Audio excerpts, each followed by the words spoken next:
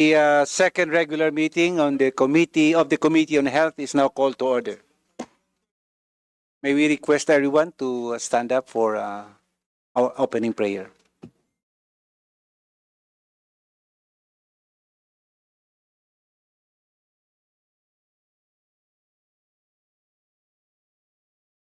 Invocation. Almighty God, you are our creator and our sustainer. You are our wisdom and our strength. We ask for your guiding hand to lead us through this meeting. May we approach our tasks with wisdom and confidence, and may we approach our colleagues with understanding and respect. Thank you for helping us to accomplish our work today. We ask all these things in your powerful name. Amen.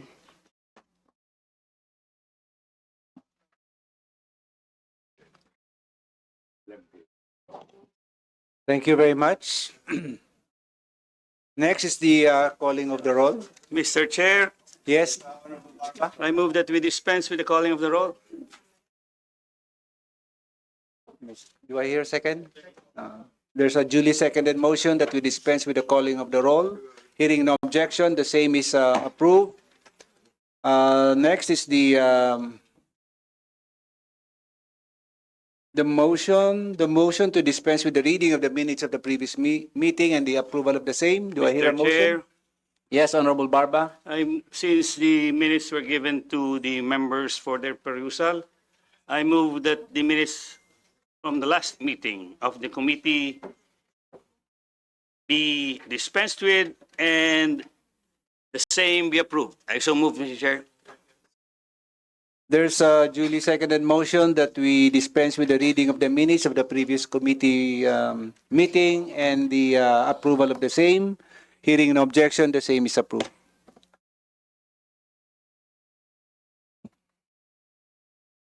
At this point, we'd like to acknowledge the presence of the following members of the Committee on Health.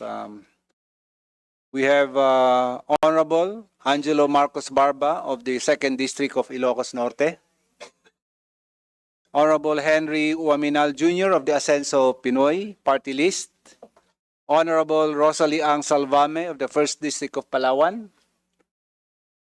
Honorable Joseph Jojo Lara of the 3rd District of Cagayan.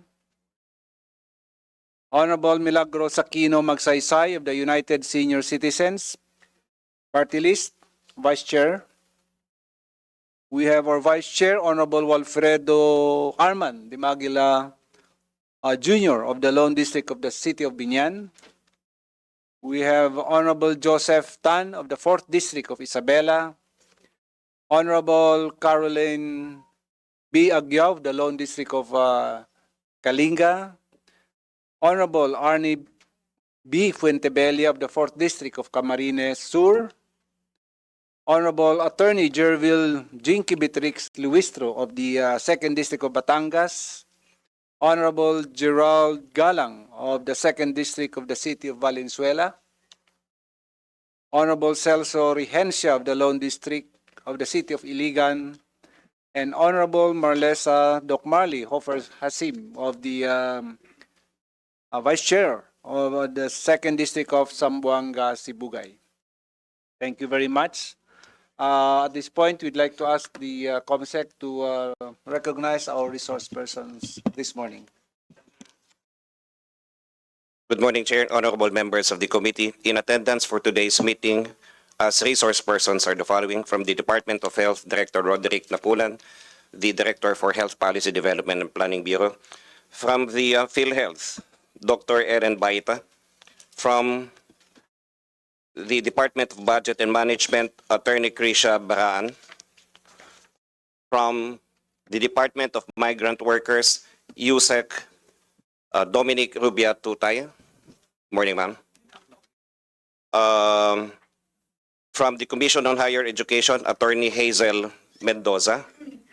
From the Overseas Welfare Administration, Workers Welfare Administration, from the Overseas Filipino Workers Hospital, Dr. Patrick Louis Maglaya and Attorney Joshua Pulido.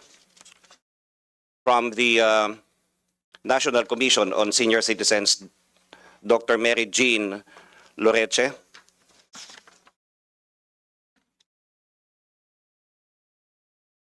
From the Soc Sargent General Hospital, Dr. Che Ron Gampong. From the Cotabato Regional and Medical Center, Dr. Ismael Dimaren. From the Kalinga Provincial Hospital, Dr. Reynaldo Aranca. That would be all for now, Mr. Chair, honorable members. Thank you. Thank you, Comsec. We also like to recognize the presence of Honorable Solomon Chungalao of the Lone District of Ifugao and Honorable Jose Manuel J.M. Florendo Lagdameo of the 2nd District of Davao del Norte. Good morning, distinguished members of the committee and esteemed guests. We have for today's agenda 2 bills of national significance and 11 local bills. So as not to waste time, we will go first with the local bills. First on the list, we have House Bill number 4359 entitled an act for converting the Mabini Community Hospital in the municipality of Mabini, province of Batangas, into a specialty hospital to be known as the Batangas Tourism Specialty Hospital and appropriating funds therefore, sponsored by Honorable Attorney Jervil Jinky Beatrix Luistro. Honorable Luistro is now recognized. Thank you, Mr. Chair. Good morning, everyone, most especially to our STEAM colleagues and our resource persons. This bill originated from an LGU hospital in Mabini, Batangas, built back in 2018, comprising of 5 buildings. 3 of them were sponsored by the government, and the remaining 2 were sponsored by San Miguel Group of Companies through its CSR program. This hospital was described by the Philippine General Hospital during that time as a turnkey hospital in view of its complete medical equipments and facilities. Suffice it to say that it was in this hospital where PGH piloted its rural surgery program, which was availed of by around 100 patients from the province of Batangas. It is because of the limitation of resources of the local governments that prompted this representation to sponsor the renationalization of this LGU hospital. Hence this bill, an act converting the Mabini Community Hospital in the municipality of Mabini, province of Batangas, into a specialty hospital to be known as the DOH Batangas Tourism Specialty Hospital and appropriating funds therefore. Mr. Chair, esteemed colleagues, the province of Batangas has long been recognized as a powerhouse of tourism, with Mabini at its heart, renowned worldwide for scuba diving and marine biodiversity. By renationalizing the Mabini Community Hospital into a tourism specialty hospital, we aim to strengthen Batangas tourism industry by assuring both local and foreign visitors that world-class medical services are readily available. Should this bill merit the support of the Congress, I wish to state for the record, this will be the first tourism specialty hospital in the country. Furthermore, the facility will not only serve as tourism hospital, but will also deliver general hospital services to our constituents. Our people deserve accessible, quality healthcare, whether they are divers, visitors, or ordinary residents in need of medical attention. Similarly, if this bill merits the support of the Congress, this will be the first national public hospital in the 2nd District of the province of Batangas. Third, this measure will help decongest Batangas Medical Center, which of course the DOH is very much aware is challenged by its over-congestion patients coming from various provinces. Establishing a fully supported hospital in Mabini, Batangas will distribute the demand more evenly, ease overcrowding, and improve delivery of services to all.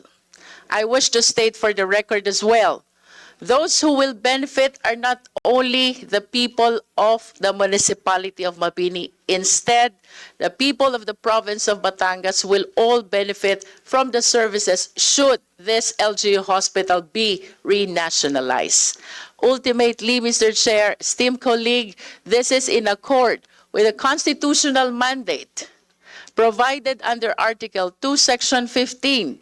The state shall protect and promote the right to health of the people and instill health consciousness among them.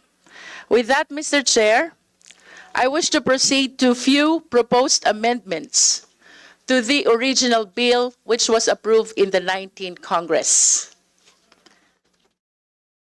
Proposed amendment for Section 1.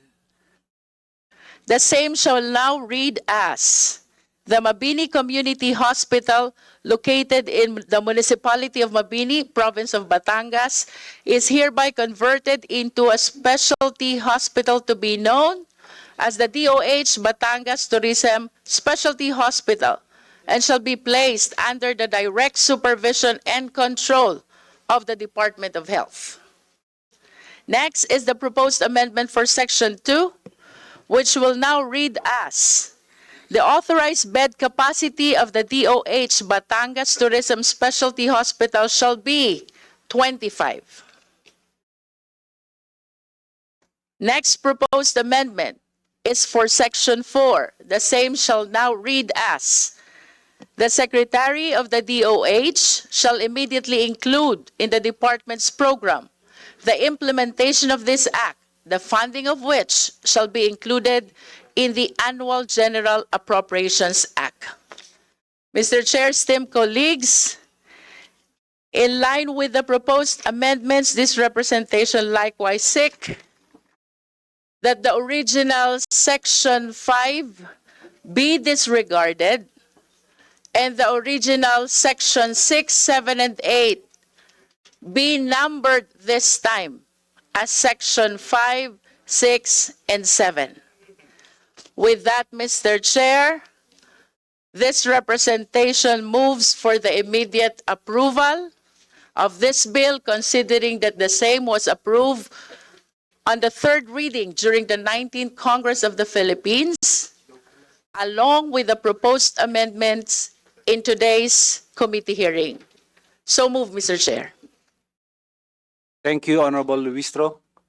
Before we proceed, we'd like to recognize the presence of our members, Honorable Jaime R. Fresnedi of the Lone District of Muntinlupa, Honorable Kenneth Paulo Tereng of the party list KM Ngayuna, and Vice Chair, Honorable Giselle Mary Maceda of the 4th District of the City of Manila. Also, Honorable Maximo Rodriguez Jr. of the party list Abamin. Thank you. May we now recognize Mr. Napulan of the Department of Health. Good morning, Mr. Chair, and to our distinguished sponsor, Representative Cherville Jinky Beatrice Luistro. So the Department of Health acknowledges the noble intent of the House Bill number 4953, seeking to convert Mabini Community Hospital into a specialty hospital to be known as the Batangas Tourism Specialty Hospital under the direct supervision and control of the Department of Health. Batangas has an estimated bed-to-population ratio of 1:1,053 based on the 2025 Philippine Statistics Authority projected population of 3,423,043. The Philippine Health Facility Development Plan 2020 to 2040 provides that the gap for hospital beds of Batangas by 2025 for level 2 and level 3 are 625 and 10,137 respectively. In view of the foregoing, the Department of Health poses no objection in converting the Mabini Community Hospital into a specialty hospital, provided that it will shall under the direct supervision of the local government, in compliance with the mandates of the Executive Order Number 138, Series of 2021, which provides for the full devolution of certain functions of the EO Executive Branch to the local government unit. Maintaining ownership and control of the Mabini Community Hospital under the province shall ensure that the healthcare provider network is able to deliver continuous healthcare from primary to tertiary care. Further, the Department of Health recommends changing the proposal into a general hospital with multi-specialty capability, which provides more services that could cater to larger catchment of patients and address their needs, increasing its bed capacity, which shall help in closing the gap for hospital beds, strengthen its healthcare provider network, and aid in service delivery to a wider population. Notwithstanding its ownership, to ensure the operations of the hospital, the Department of Health, through our Center for Health Development Calabarzon, shall provide technical assistance in the development of its hospital development plan, which shall reflect the increase in the bed capacity, service capability, establishment of healthcare programs and services for tourists, transients, and tourism-related service providers in the province aligned with the local investment plan for health, as well as the regional and provincial health facility development plan. Respectfully submitted, Mr. Chair. I will submit the signed position paper once available. Thank you. Please do so, Mr. Napulan. Thank you very much. Before we proceed, we'd like to acknowledge the presence of our members of the committee, Honorable and President Gloria Macapagal Arroyo of the 2nd District of Pampanga, Honorable Ferdinand Hernandez of the 2nd District of South Cotabato, and Honorable Maria Victoria Copilar of the 6th District of Quezon City. Thank you. Reaction, Honorable Luistro, before we approve? Mr. Chair, may I just respectfully reiterate the reason which prompted this representation to file this bill is, of course, the limitation of the resources of the local government in running an important facility like a hospital. During the previous Congress, most of the members of the House who are sponsoring renationalization of hospital would often say, we will not be filing this bill if only the local governments can operate these hospital establishments in the province. I therefore solicit the strongest support of the Department of Health, although I understand that it is receiving already all the necessary technical assistance. The province will appreciate more if the appropriation provision, such as the charging of its budget with the Department of Health instead of the local government, will likewise be supported by the Department of Health. We are cognizant about the devolution of health services to the local government, but this representation is just being realistic. A hospital service cannot be addressed by the local government in view of the limitation of its resources. So in the interest of the people from the province of Batangas, I wish to solicit the help of the Department of Health so that the existing hospital being managed and operated by the LGU with its very meager resources will this time be taken care of by the national agency, which is the Department of Health. Thank you, Mr. Chair. Thank you, Honorable Luistro. Any Amending motion, you will say. motion? Good morning, Mr. Chair. I second the motion to approve House Bill 4359, formerly House Bill 11517. Thank you. There is a duly seconded motion to approve House Bill number 4359. Any objection? Hearing none, House Bill number 4359 is now approved. Congratulations. Next on the list is House Bill number 2103, an act establishing in the municipality of Tigaon, province of Camarines Sur, a basic comprehensive specialty center to be known as the Tigaon Mother and Child Specialty Center, and appropriating funds therefore by Honorable Representative Arnie B. Fuentebella. Honorable Fuentebella is now recognized. Thank you, Chair. Thank you to the members of this committee, to our resource persons, our guests, Dus Maray Nagapos and Nagabos. First of all, I would like to thank this committee through our chairman for once again taking up this bill. This bill has been approved in 19th Congress, first and second, third reading, but apparently hindi lang po gumalaw sa Senado.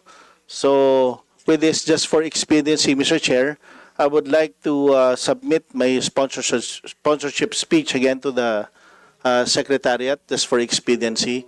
And I would like to seek the approval of this committee regarding this bill because we have, according to our rules, in Section 48, and may I read, Mr. Chair?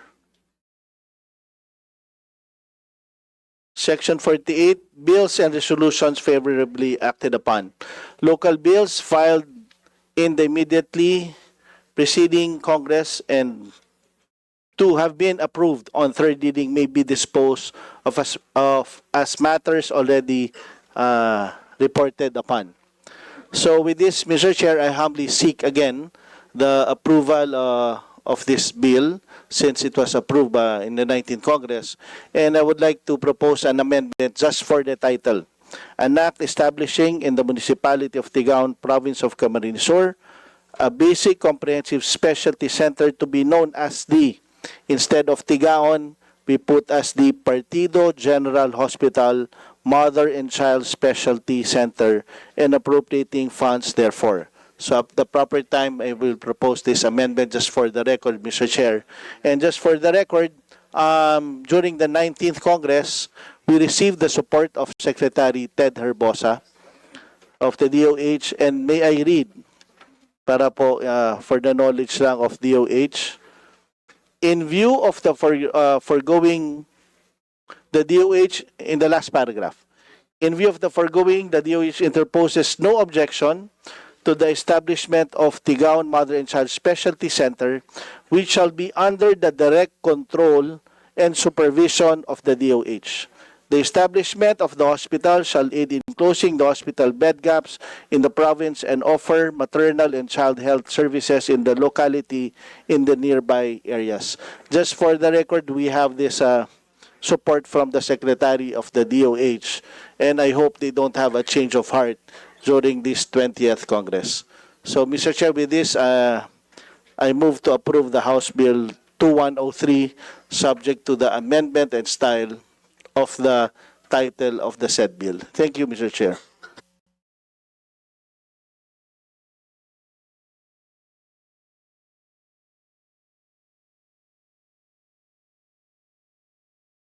So there's a duly seconded motion that House Bill number 2103 invoking the Section 48 and with the position of the Secretary of Health. Hearing no objection, the same is approved. Congratulations. Thank you, Chair.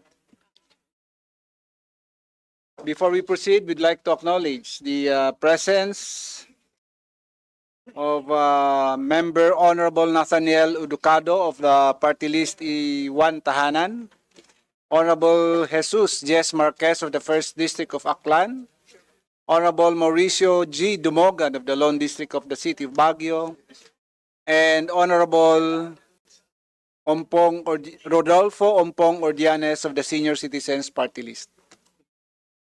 Next on the list is House Bill number 1156, an act converting the Kalinga Provincial Hospital in the city of Tabuk, province of Kalinga, into a Level 3 regional hospital to be known as the Northern Cordillera Regional Medical Center and appropriating funds therefore by Honorable Caroline B. Agyao. Honorable Agyao is now recognized. Thank you, Mr. Chair. To the Honorable Chairman of the House Committee on Health, Honorable Siriaco Bigato Jr., honorable members of the committee who are present here today, to Dr. Aranca, our Chief of Hospital of Kalinga Provincial Hospital, and Raymond Palicas, our KPH Administrator, and all resource persons and guests, a pleasant morning to all of us. The House Bill 1156 seeks to renationalize the Kalinga Provincial Hospital, converting it into a regional tertiary hospital under the supervision of the Department of Health. This is a refiled bill which has reached and passed the Senate Committee on Health during the 18th Congress. However, it did not pass into law due to time constraint and prevailing events during that period. Under the declared policy of the Senate, of the state, enshrined into the Constitution, the state shall protect and promote the right to health of the people and instill health consciousness among them.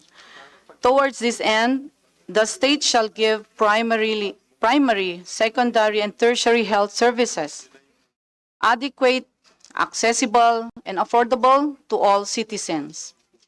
House Bill 1156 then seeks to realize this constitutional mandate as it aims to provide a more comprehensive, accessible, and effective quality health care and services not only to the province of Kalinga, but also to the neighboring provinces of Isabela, Apayao, Cagayan, Mountain Province, and Abra. While it is true that the Executive Order number 138 series of 2021 provides the devolution of certain functions of the executive branch, including the basic health services to LGUs, the provincial local government of Kalinga, however, does not have enough funds to support the operation, expansion, and upgrading of the Kalinga Provincial Hospital.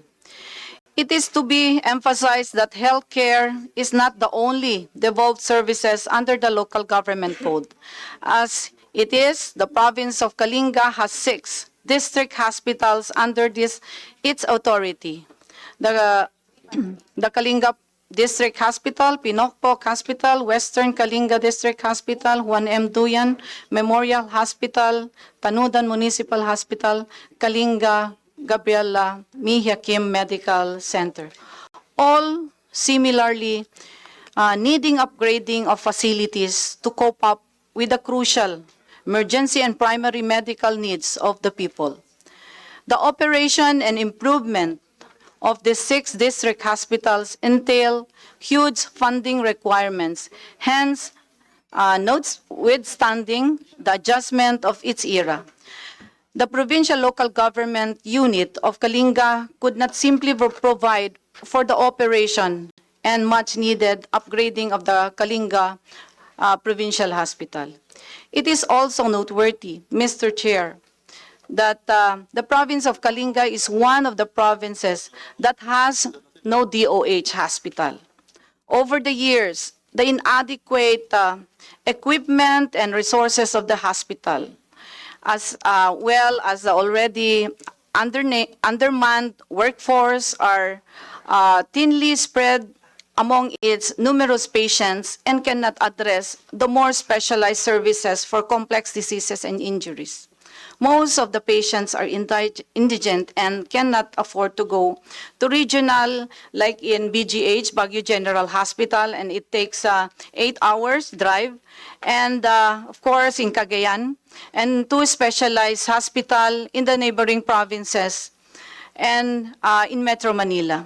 And thus confine themselves to a meager resources of the hospital. With this, Mr. Chairman, as it is the clamor of the people of Kalinga, I and the officialdom of the province of Kalinga earnestly appeal to your benevolent heart for the approval of this bill. I so move, Mr. Chair. Thank you so much.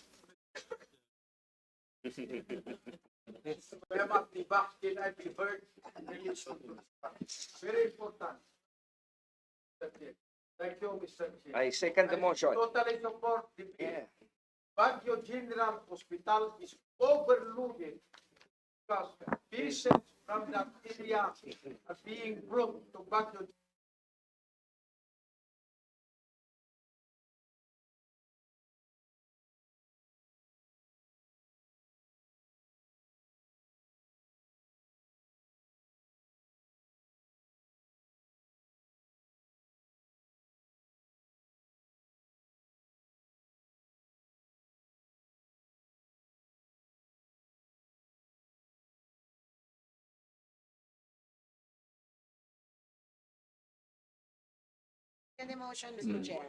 Thank you very much, Honorable Domogan. We hear you. Before we approve the bill, we maybe recognize the Chief of Hospital of Kalinga Provincial Hospital for his brief remarks, Dr. Reynaldo Arranca.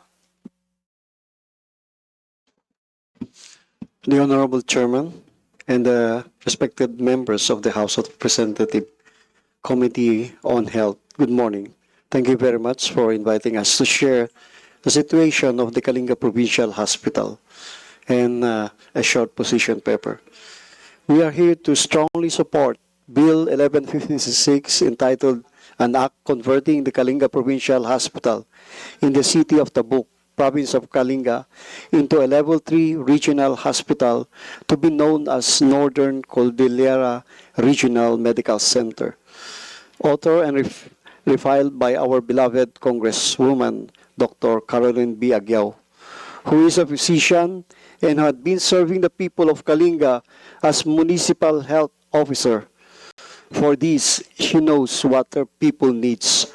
For most, we are here to convey the dream of every Kalinga that this Kalinga Provincial will become a Level 3, a regional, and others, as summarized in the acronym HEALTH, which is H, health service that is highly specialized, E, efficient and adequate number of health workers, A, adequate drugs and medicines, L, low-cost service and stable budget, timely health care for all, H, health facility that is improved.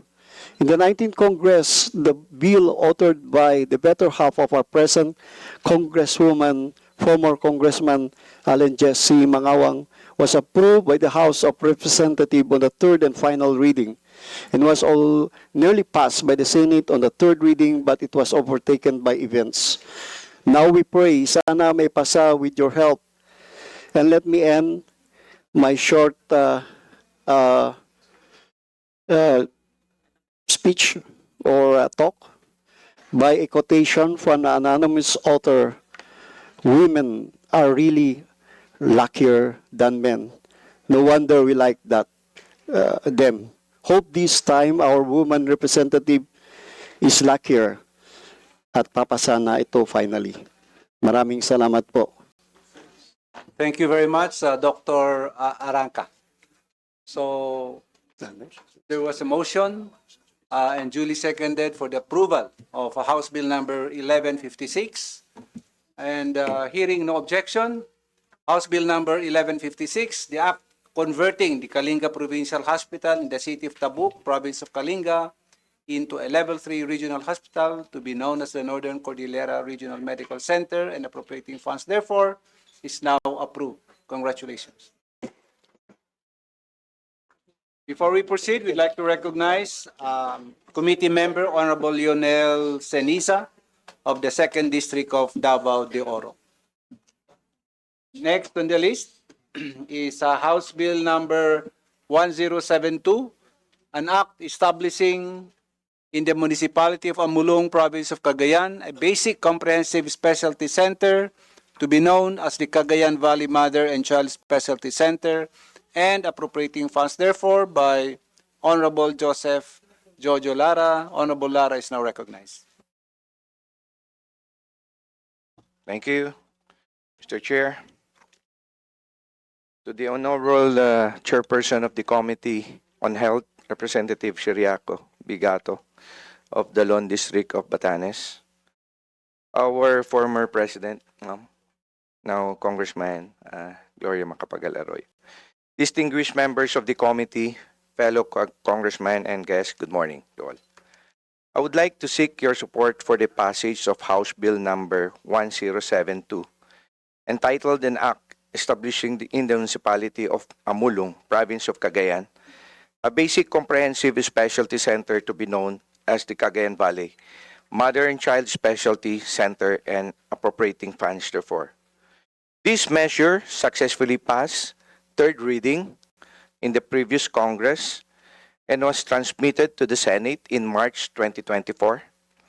According to Rule 10, Section 48 of the Rules of the House of Representatives, local bills which were previously filed in the immediately preceding Congress and have been approved on third reading, the same may be disposed of as matters already reported upon the approval of majority of the members of the committee present, there being a quorum. Given the urgent need to address maternal and child health concerns in our province of Cagayan, and in accordance with our rules, I respectfully move for the approval of this bill. Thank you, Mr. Chairman, and we place our trust in the committee's wisdom, compassion, and unwavering commitment to public health. Once again, Mr. Chairman and members of this committee, I seek the support of this committee and I move for the approval of House Bill 1072. Thank you very much, Mr. Chair.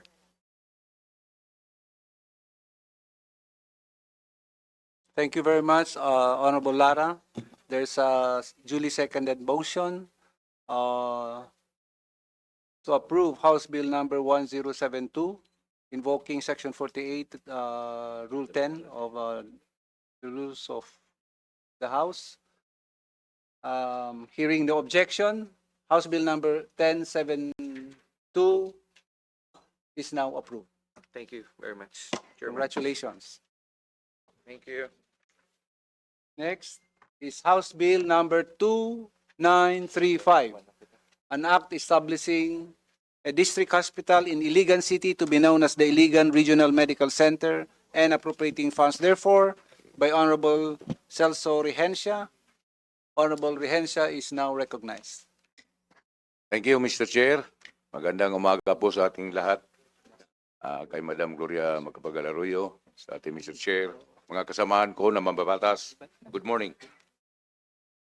Ikinararangal ko pong iharap sa inyo ang House Bill number 2935 na naglalayong magtatag ng Iligan Regional Medical Center. Inihiling ko po sa committee na ang explanatory note ng House Bill number 2935 ay maisama at maging bahagi ng sponsorship speech na ito. Nais ko lamang magdagdag ng ilang personal na damdamin at karanasan. Ang Iligan ay isang lungsod na may mahigit 400,000 residente at nagsisilbing sentro para sa Lanao del Norte, Lanao del Sur, Misamis Occidental, Misamis Oriental at maging bahagi ng BARM. Subalit, hanggang ngayon, wala pa itong ospital na pinamamahalaan ng Department of Health. Sa normal na panahon, hindi na sapat ang aming city hospital. Puno ang mga ward, mahaba ang pila, at may mga pasyenteng matagal bago mabigyan ng kama at lunas. Lalong higit noong panahon ng Marawi Siege, nang dumagsa ang mga sugatan at lumikas sa Iligan. Ako po ang alkalde ng lungsod noong mga panahong yun at doon ko mismo nasaksihan ang bigat ng sitwasyon. Ang aming lungsod ang naging takbuhan ng libu-libong tao at ang aming maliit na hospital ay agad na puno. May mga pasyenteng wala nang malipatan kundi pasilyo. May mga doktor at nurse na halos hindi na makapagpahinga at maraming pamilya ang nag-alala kung saan pa sila makakuha ng agarang lunas. Doon ko lalo naunawaan na kailangan namin magkaroon ng mas matatag at mas handang ospital na kayang tumugon hindi lamang sa pang-araw-araw na pangangailangan kundi lalo na sa oras ng matinding krisis. Ngayon, ang pinakamalapit na DOH Hospital ay nasa Cagayan de Oro, which is 89 kilometers away from Iligan City, at Marawi, na mayroong 39 kilometers away. Kapwa na rin punong-puno at hirap sa dami ng pasyente.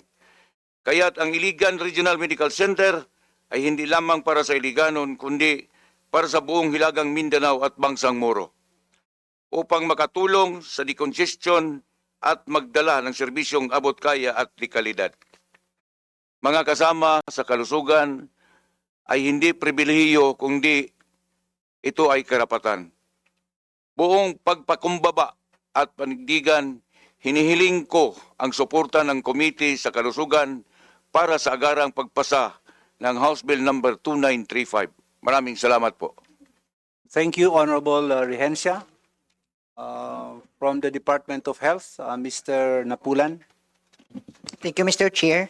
The Department of Health acknowledges the intent of the House Bill number 2935, which seeks to establish a legal regional medical center, a tertiary level hospital under the DOH supervision, to provide accessible, affordable, and quality health services to the residents of Iligan City and of course to other nearby areas. Lanao del Norte has one component city, 22 municipalities, including the city of Iligan.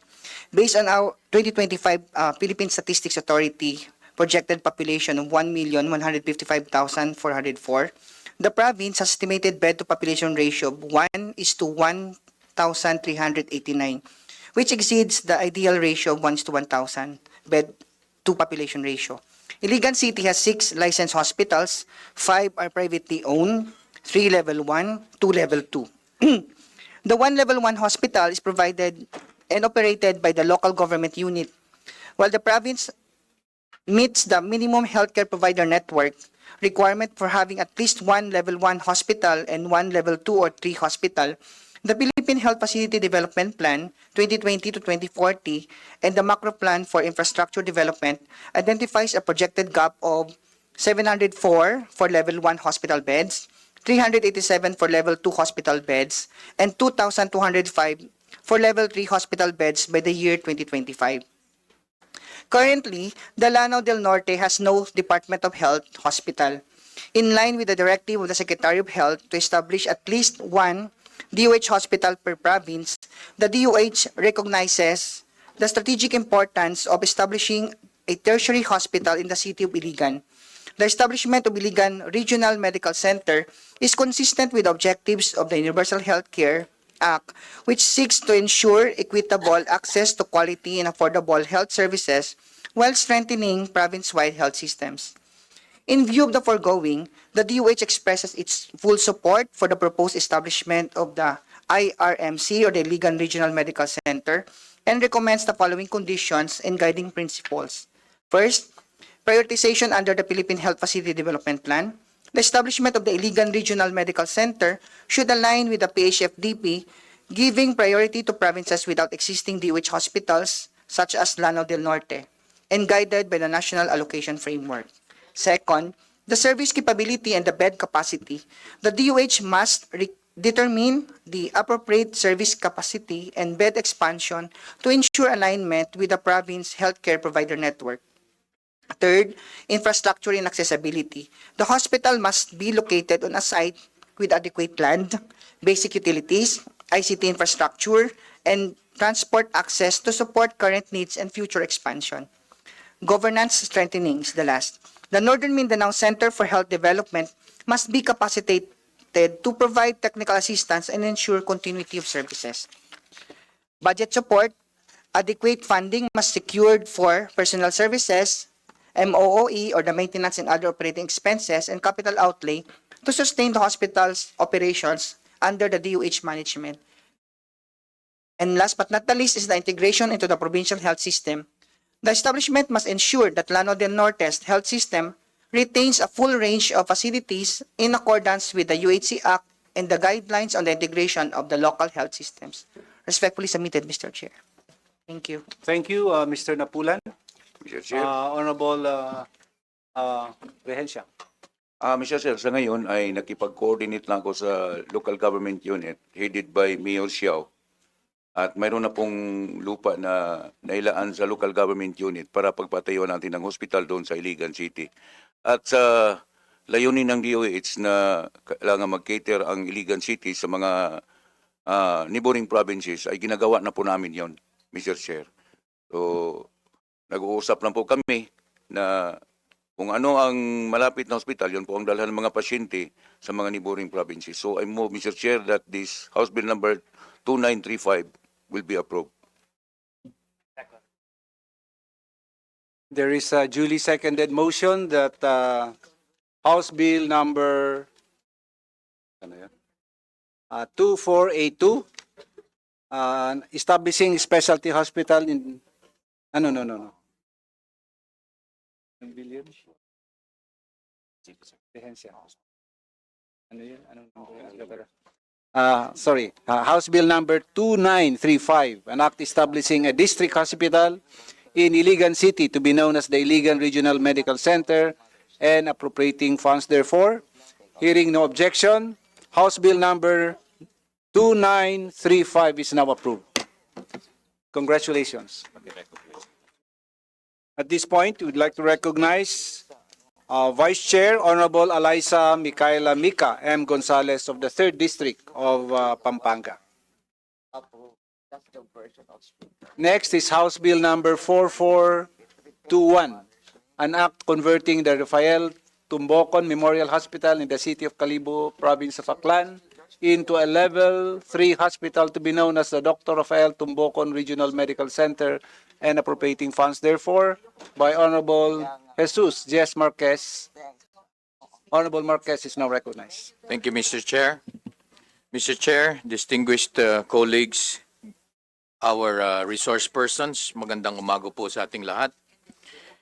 It is with honor and a sense of urgency that I rise today to sponsor House Bill number 4421, an act converting the Dr. Rafael S. Tumbocon Memorial Hospital or DRSTMH in the municipality of Calibo, province of Aklan, into a Level 3 hospital to be known as Dr. Rafael S. Tumbocon Regional Medical Center and appropriating funds therefore. DRSTMH has long served as the province's primary referral hospital. Over the years, it has catered not only to patients from Aklan, but also to neighboring provinces in Panay. Unfortunately, the monthly statistical reports from January to June 2025 showed that the hospital has been operating above its authorized bed capacity, a testament to both the trust our people place in this institution and the pressing need for expansion to meet the ever-growing demand for quality health care. Every day, hundreds of patients flock to seek the services of DRSTMH. Hallways have become extensions of wards, and staff are stretched to their limits. While the dedication of our healthcare workers is unwavering, they can only do so much within the current limitations of space, equipment, and facilities. It is clear that the hospital must be upgraded to fulfill its mandate of delivering comprehensive and efficient health services among Aklanons. By upgrading DRSTMH into a Level 3 hospital with a 500-bed capacity, we are not only increasing its ability to accommodate patients, but also equipping it with advanced facilities and specialized care services that meet national and international standards. With the direct control and supervision of the DOH, the management of DRSTMC shall be aligned with the implementation of the Universal Healthcare Law or Republic Act 11223, delivering people-centered healthcare and rendering specialized comprehensive healthcare services that are easily accessible and affordable to Filipinos. Mr. Chair, this bill is more than just about increasing the numbers. It is about securing the health and future of our people. It is about ensuring that no Aklanon and no Filipino will have to suffer due to lack of adequate medical facilities. With your leadership and that of our colleagues' support, I call for the swift deliberations and approval of House Bill 4421 and those that call for the same action. Magandang umaga po and maraming salamat, Mr. Chair. Thank you, Honorable Marquez.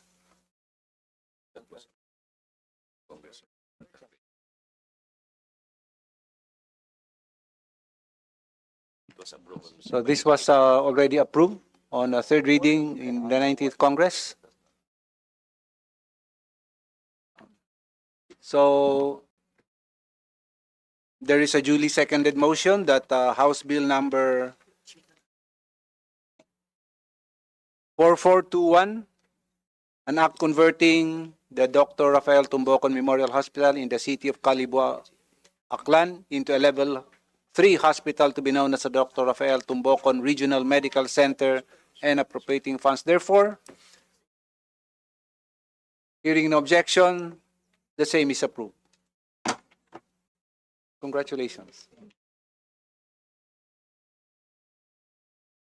We'd like to recognize the presence of committee member Honorable Agustina Dominic Ditsetina Pancho of the 2nd District of Bulacan. At this point, we would like to suspend the deliberation of the local bills and now proceed to the two bills of national significance. We will first tackle the bills on OFW hospitals.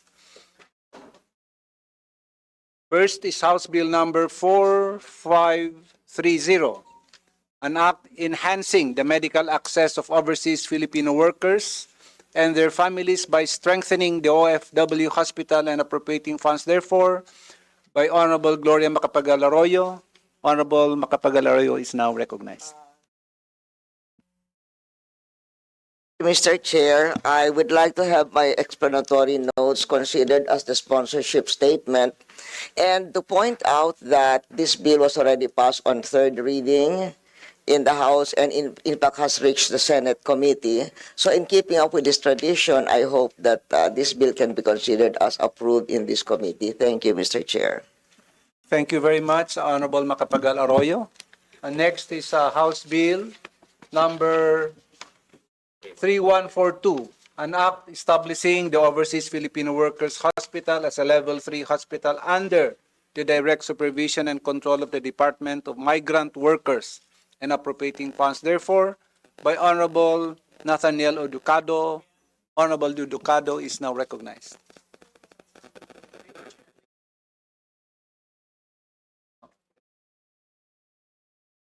Diyan ba siya? Diyan ba siya? Oh, wala. So, while waiting for Honorable Ducado, we will now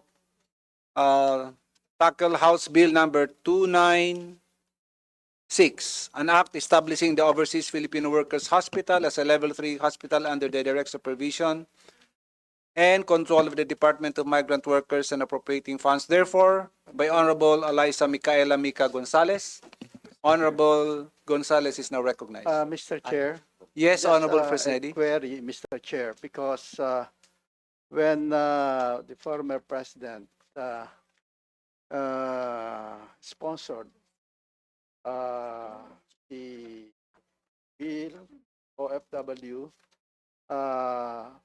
although she mentioned that it was already approved, third reading at the same time in the Senate, nevertheless, I believe, Mr. Chair, that we need to approve the same because we are discussing this matter in this hearing, Mr. Chair, and I believe, Mr. Chair, that the body has to move to approve the same bill, Mr. Chair. Thank you very much, Honorable President Eddie. Yes, we are just presenting the several bills on OFW, and then after the presentation of the bills, OFW bills, there will be deliberation, and then its consequent approval, Honorable President Eddie. Be-present muna yung mga 5 bills on OFW, and then if there are other questions or inquiry, then you can interpolate, and then we can have a motion for approval. Okay, Mr. Chair. Thank you, Honorable Fresnedi. Mr. Chairman, Yes, maybe in Honorable. the interest of time also, since Congressman Oducado was not here to present, perhaps I can move for the committee to adopt the explanatory note as his sponsorship statement. Is this with the He's knowledge of No, it's not, but Honorable I would Oducado? assume that he would. Oh, there he is. Okay, okay. Okay. Your the problem is now solved. Honorable Oducado is now recognized to present his bill, to sponsor his bill. Thank you, Mr. Chair. Apologies for the delay. In the interest of time, may I move that my explanatory note be adopted as my sponsorship speech. Thank you, Mr. Chair. Thank you very much, Honorable Oducado. And now we proceed with House Bill number 296. Honorable Gonzales is now recognized. Thank you, Mr. Chair. Good morning, everybody. Maya Payabak po. As a representative of the 3rd District of Pampanga, where the very first OFW hospital is located, I conducted an ocular inspection last June 9, 2025 to inspect its building grounds and facilities. I was genuinely impressed by the facilities and the undeniable efficiency and dedication of its staff. The cleanliness of the wards, naka-aircon pa po yun the state-of-the-art medical equipment, and the smooth patient flow management speak volume about of the hospital's potential. The professionalism and compassion of the doctors, nurses, and the support staff are very truly commendable, and they're doing an extraordinary job under the certain current constraints. However, despite its notable efforts, the demands for its services has steadily risen, placing a great strain on its resources. It is currently limited by its existing framework, which prevents it from expanding its capabilities to meet the growing demand. This bill, the House Bill number 296, and the rest of the bills relating to OFW Hospital, will address these limitations by establishing OFW Hospital as a Level 3 facility under the direct supervision of the Department of Migrant Workers. This will empower the hospital to expand its services and secure the financial support our OFWs and their families deserve. For everyone's information, a similar measure was previously approved during the 19th Congress, demonstrating its widespread and nonpartisan support. We have the opportunity to reaffirm this commitment in the 20th Congress. If we apply Section 48 of the Rules of the House, and with the collective consent of my fellow co-authors and members of this committee, we can approve this measure subject to any necessary amendments and style. Dakal na salamat, and I appeal to this committee to give House Bill number 296 its full support and approval. Thank you, Mr. Chair.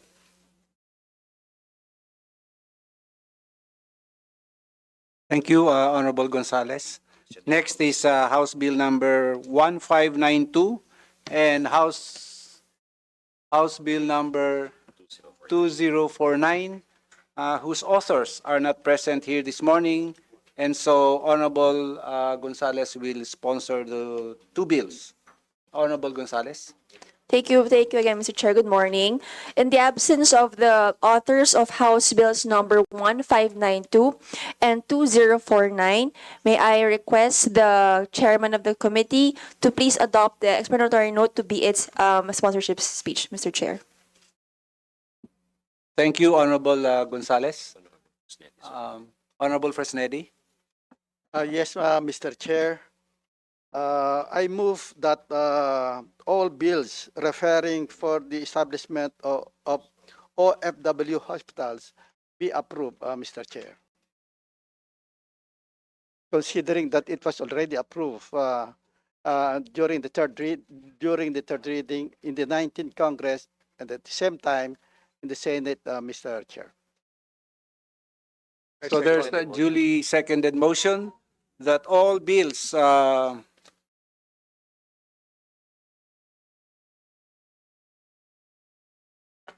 House Bills 296, House Bills 1592, 2049, 3142, and 4530 be consolidated and Approved, subject to style and amendment.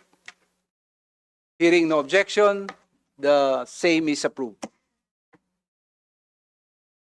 Mr. Chair, from the DBM po, From the Department of Budget and Budget Management and po. Management, At Trisha Baraan po, Mr. Chair. Ms. Baraan. We would like to clarify na po since various po yung bills kung sino po yung appropriate agency to supervise the hospital. Since yung ibang bills po DMW and some bills po DOH. So we differ po to DOH kung sino po yung appropriate agency. To ensure lang po na may yung proper delineation of function po and avoid duplication of functions and benefits po for the patients. Thank you po. 1 minute suspension.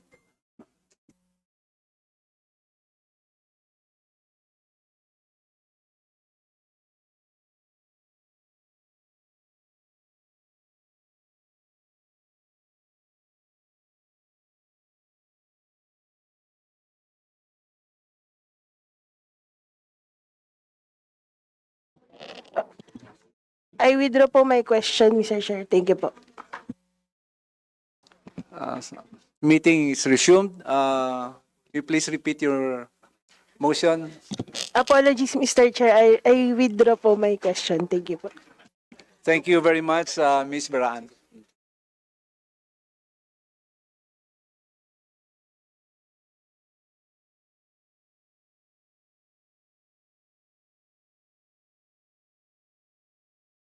Short manifestation. Thank you, Mr. Chair. Yusek Niki po from the Department of Labor and Employment.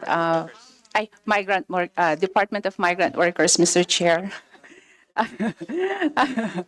Okay, Mr. Chair, Your Honors, and special mention, of course, to our former President, Macapagal Arroyo, who have been so supportive of the establishment of the OFW Hospital, and also for the kind and humbling words and comments coming from Representative Micah Gonzalez. Maraming salamat po. Sa ngalan po ng aming kalihim, Secretary Hans Leo J. Kakdak, the DMW would like to express its strong support for the Committee on Health's initiative to establish an OFW hospital by crafting House Bills numbers 296, 1592, 2049, 3142, and 4530. The spirit and intent of the aforementioned bills are very timely as they showcase the department's commitment to upholding and implementing the mandate of the Department of Migrant Workers, which is to protect the rights and promote the welfare of the overseas Filipino workers. We note that the proposed bills mentioned above are designed to address and enhance the healthcare needs of our OFWs and their families, I emphasized. This legislative measure aims to ensure that our modern-day heroes receive comprehensive, accessible, and sustained medical care, both while working abroad and upon their return to the Philippines. By institutionalizing healthcare support, the bill underscores the government's commitment to safeguarding the well-being of OFWs and recognizing their invaluable contributions to the nation's economy and to the society. As there are 5 bills being presented to us, we proposed a consolidated bill, Your Honor, and the DMW will submit its specific wordings and provisions to the said consolidated bill, Your Honor. Thank you po. Thank you very much.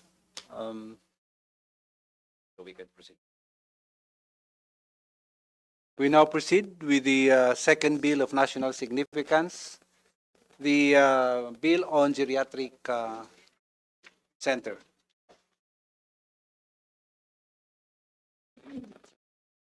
House Bill number 1883 by Honorable Milagros Aquino Magsaysay.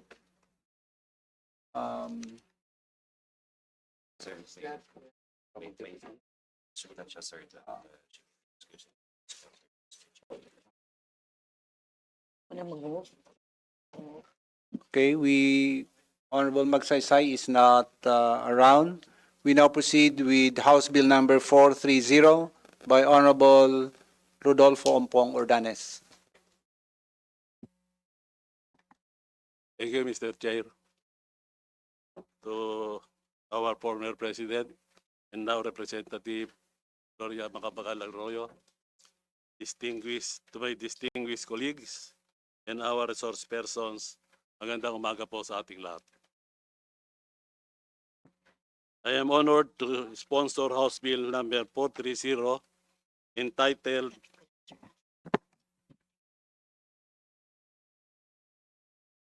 An Act Converting the Doctora Eva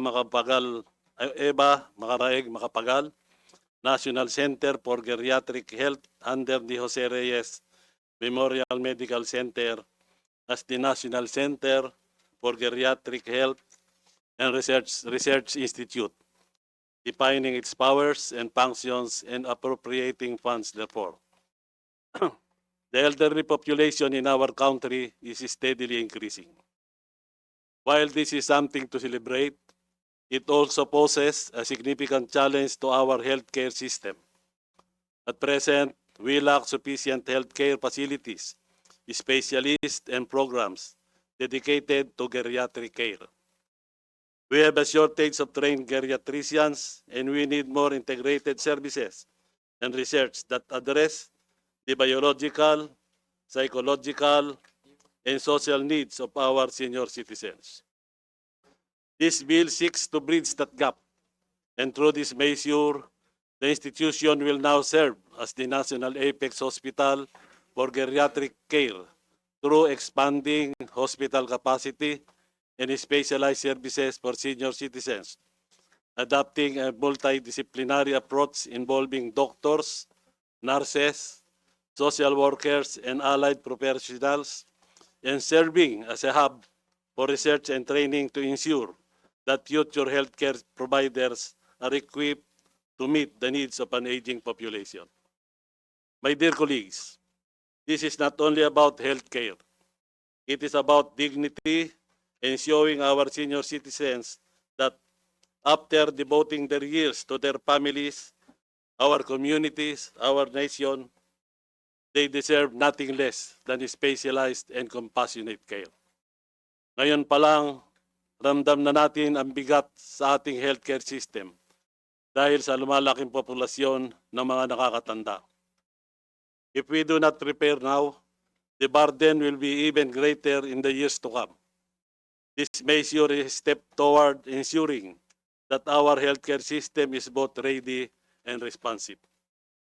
This bill has already passed the hurdles of the legislative process in the House of Representatives during the 19th Congress and was transmitted to the Senate for its consideration and action.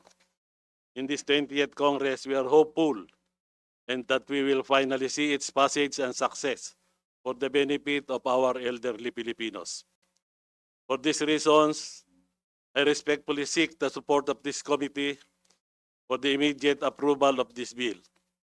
Mr. Chair, distinguished colleagues, as we deliberate on this important measure, allow me also to manifest that we retain the Doctora Eva Macaraeg-Macapagal in its title and propose that the full name of the center be Dr. Eva Macaraeg-Macapagal, National Center for Geriatric Health and Research Institute. Mr. Chair, Dr. Eva Macaraeg-Macapagal is not just a name. Aside from being a former First Lady, she was, more importantly, a dedicated medical doctor who rendered selfless service to the Filipino people. Retaining her name in the title of this institution is both a tribute to her contributions to public health and a way of inspiring future generations of medical professionals, especially since we are using it for an institution dedicated to our senior citizens. Hindi lang po ito simpleng pangalan. It embodies history and a legacy of service. by keeping her name associated with this National Health Institute, we are also highlighting the value of compassion and commitment in geriatric healthcare. Therefore, Mr. Chair, I respectfully manifest for the committee's consideration that we retain Dr. Eva Macaraeg-Macapagal in the full official name of the institution. Maraming salamat po. Thank you, Honorable Ordanes. Honorable Macapagal Arroyo. Mr. Chair, I'd like to thank Congressman Ompong for his manifestation, and also to thank you, Mr. Chairman, that in the last Congress, when this bill was finally passed on third reading, you made sure also that my mother's name will be retained. Thank you. Thank you, Honorable Macapagal Arroyo. Kung magsaysay same manifestation. Retain. Ayun na lang natin. Next is House Bill number 2290 by Honorable Maria Victoria Copilar. But before you proceed, we'd like to acknowledge the presence of our committee member, Honorable Janice Digamo of the 3rd District of Negros Oriental, and Honorable Elijah Rumbawa, San Fernando of Party List Kamanggagawa. Honorable Copilar is now recognized. Thank you, Mr. Chair. And I would also like to acknowledge our former president, now Kong Gloria Macapagal Arroyo, and other resource person. The Philippines is experiencing a demographic shift towards an aging population. According to the 2020 Census of Population and Housing, Filipinos aged 60 years and over defined as senior citizen made up 8.5% of the total household population, or 9.22 million Filipino. This is a significant increase from 7.5% in 2015.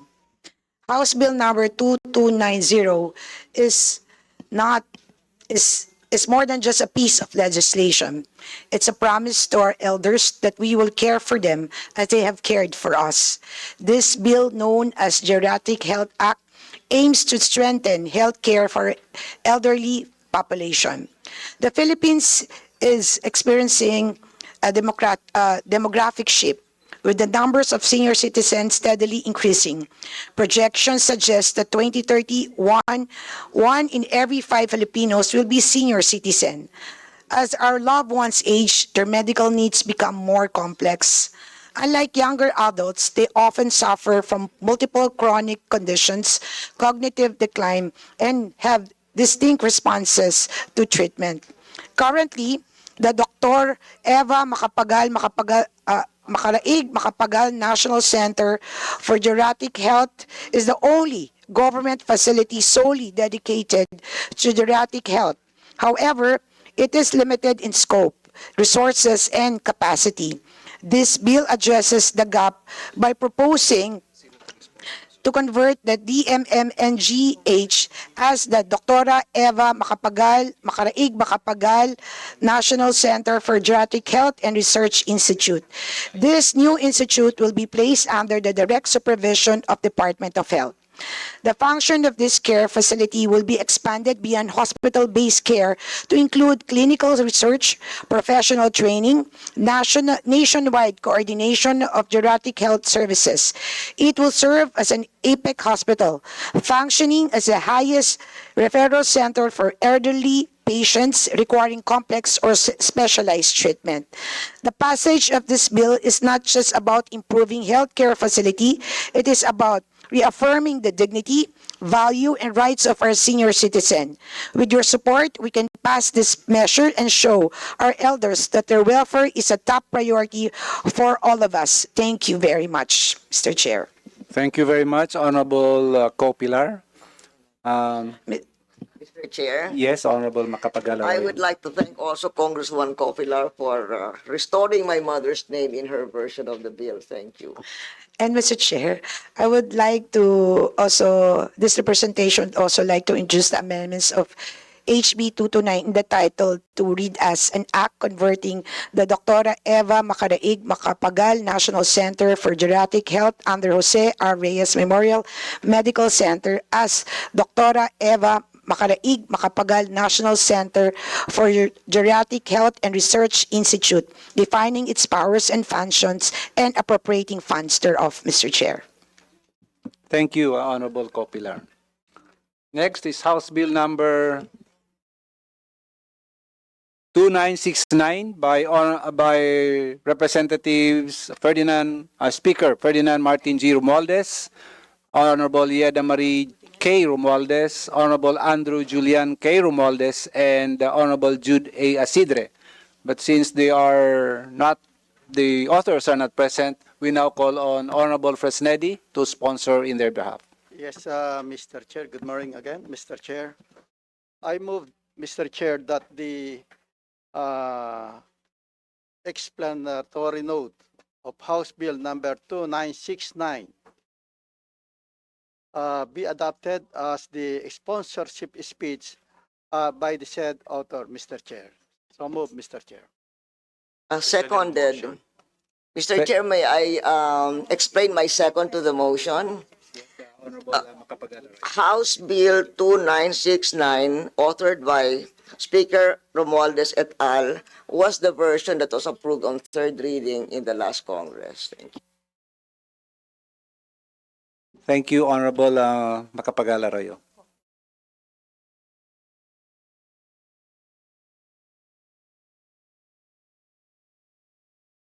We now proceed with House Bill number 3354 by Honorable Patrick Michael Vargas. In his behalf, Honorable Lagdameo is now recognized. Good morning, Mr. Chair. I move that the explanatory note for House Bill 3354 by Representative Patrick Michael Vargas be adopted as the sponsorship for the same bill. I so move, Mr. Chair. Thank you, Honorable Lagdameo. Next is House Bill number 3042 by Honorable Bienvenido Abante Jr. To be sponsored in his behalf by Honorable Tereng. Honorable Tereng is now recognized. Thank you, Mr. Chair. I move that the explanatory note of House Bill 3042 be adopted as the sponsorship speech. Mr. Chair. Thank you, Honorable Tereng. Next is House Bill number 3872 by Honorable Salvador Prieto. In his behalf, we now call on Honorable Tereng to sponsor in his behalf. Mr. Chair, I move that the explanatory note of House Bill number 3872 be adopted as its sponsorship speech. Thank you. Thank you, Honorable Tereng. Next is House Bill number 3916 by Honorable Fresnedi. Honorable Fresnedi is now recognized. Good morning once again, Mr. Chair. May I manifest, Mr. Chair, that the explanatory note of my bill, House Bill number 3916, be entered into the records as my sponsorship remarks. And in addition, may I be allowed to make the following manifestations, Mr. Chair. According to the Philippine Statistics Authority, or the PSA, the number of senior citizens in the country is steadily increasing, reaching over 12.2 million in 2023, which is equivalent to more than 8.5% of the total population. Projections indicate that the Philippine population is expected to transition to an aging society by 2030, as numbers are likely to continuously rise to 20% of the total population by 2055. Mr. Chair, the Dr. Eva Macaraeg-Macapagal National Center for Geriatric Health exists as an annex of the Jose R. Reyes Memorial Medical Center. It currently lacks the legal and administrative authority to fully serve the purpose and operates with limited functionalities. Right now, it only has a 50-bed capacity with an average daily consultation of 120 patients. This is alarmingly not proportionate to the number of our senior citizens needing medical attention in their twilight years. It is in this light that this representation filed House Bill number 3916, which seeks to convert the Dr. Eva Macaraeg-Macapagal National Center for Geriatric Health as a national specialty center to be known as the National Center for Geriatric Health and Research Institute, or the NCGHRI. This increases the center's capacity to provide more comprehensive services to our senior citizens while also supporting the training of future geriatricians. Ultimately, it is envisioned to become the national hub for research focused on health aging, dementia, care, and chronic disease management for our elderly. Mr. Chair, although the usual retirement age in the Philippines is 60, many of our elderly continue to work beyond this age. I, Mr. Chair, still actively contribute as a member of the workforce. With proper care and support, Mr. Chair, our senior citizens remain valuable contributors to nation building. It is therefore our duty to safeguard their health and well-being in their twilight years, for the true character of our nation is measured by how we treat the elderly members of our society. Thank you, Mr. Chair, for granting me the opportunity to sponsor this vital bill, Mr. Chair. Thank you very much, Honorable Presnedi. At this point, I would like to read, upon the request of Honorable Milagros Aquino Magsaysay, this manifestation. Greetings and warm, dear Honorable Gato Jr., greetings and warm regards. I respectfully submit this manifestation for the record of the Committee on Health during today's hearing in connection with House Bill number 183, which I introduced in this 20th Congress, entitled An Act Converting the Dr. Eva Macaraeg-Macapagal National Center for Geriatric Health under the Jose Reyes Memorial Medical Center as the National Center for Geriatric Health and Research Institute, defining its powers and functions and appropriating funds therefore. It is my firm belief that the objectives of House Bill number 183 would be more clearly and effectively pursued if the title of the bill is amended to read as follows. An act converting the Dr. Eva Macaraeg-Macapagal National Center for Geriatric Health under the Jose R. Reyes Memorial Medical Center as the Dr. Eva Macaraeg-Macapagal National Center for Geriatric Health and Research Institute, defining its powers and functions and appropriating funds therefore. Respectfully submitted, Honorable Milagros Aquino Magsaysay, Vice Chair, Committee on Health. Thank you. At this point, we now call on Honorable Tereng to sponsor House Bill number 826 by Honorable Julian Jam Baronda and House Bill number 1165 by Honorable Arturo B. Robes. Honorable Tereng. Mr. Chair, I move that the explanatory note of House Bill number 826 be adopted as its sponsorship speech. Similar to, I move also to for the adoption of the explanatory note of House Bill number 1165 as the sponsorship speech, Mr. Chair. Thank you, Honorable Tereng. Mr. Chair. Those are the bills relating to the establishment of the Geriatric Center. We now recognize Honorable Hachim. Thank you, Mr. Chair.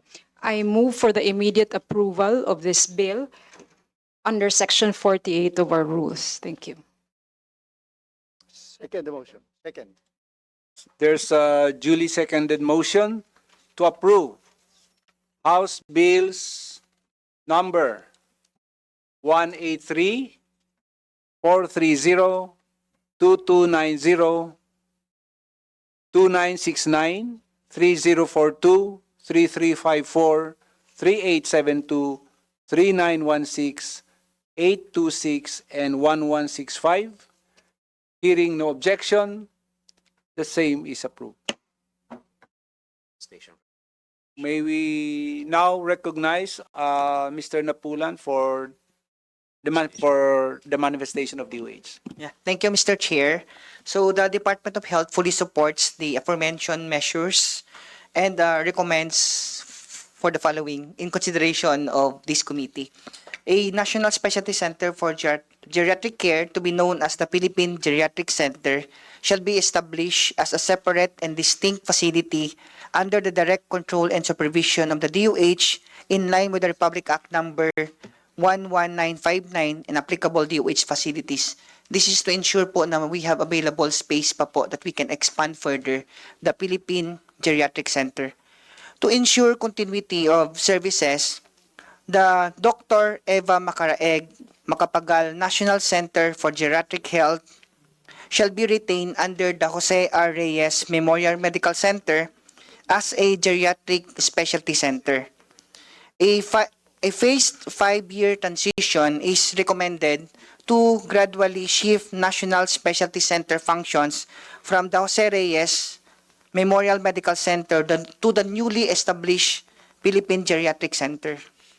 Any increase in the bed capacity or upgrading of services of the Philippine Geriatric Center as proposed must align with its hospital development plan and be subject to the DOH review and approval to ensure consistency with the national health priorities. The Philippine Geriatric Center shall be established as a DOH hospital, not as a GOCC or the government-owned and controlled corporation, to prioritize access for indigent elderly patients. Provisions suggesting GOCC incorporation or coordination with the Governance Commission for GOCC should be omitted. The functions of the Philippine Geriatric Center shall align with those outlined for the National Specialty Centers Act or the Republic Act number 11959, including clinical service delivery, research, training, and coordination with relevant professional organizations as further defined in the implementing rules and regulations. On the House Bill number 3872, the term DOH hospitals should be used instead of the DOH retained hospitals to reflect all facilities under DOH supervision, including those that have been renationalized. References to specific organizations should be replaced with the phrase relevant professional organizations for flexibility and inclusivity. And on the House Bill number 826, that seeks to establish the Iloilo City Geriatric Medical Center, and the House Bill number 1165, that seeks to establish the City of San Jose del Monte Geriatric Medical Center, we propose instead of establishing new specialty hospitals in Iloilo City and San Jose del Monte City, the DOH would like to recommend to support the ongoing development of the DOH hospitals designated as the specialty centers for geriatric center within or closest to these cities. These DOH hospitals are Western Visayas Medical Center, which is located in Mandurriao, Iloilo City, and Dr. Jose N. Rodriguez Memorial Hospital and Sanitarium, which is also located in Tala, Caloocan City, respectively. Sa the Western Visayas Medical Center and the Dr. Jose N. Rodriguez Memorial Hospital and Sanitarium shall serve as the end referral hospitals, providing specialty care services for the senior citizens in their respective regions and nearby areas. Moreover, for the local healthcare provider networks in these areas should be strengthened to ensure that geriatric health services are available and accessible across all levels of care. So to further realize the intent of the said measures, the DOH would like to submit the attached our proposal for consideration of this honorable committee. For consideration. Respectfully submitted, Mr. Chair. Thank you, Mr. Napulan. Please submit to the committee your position paper.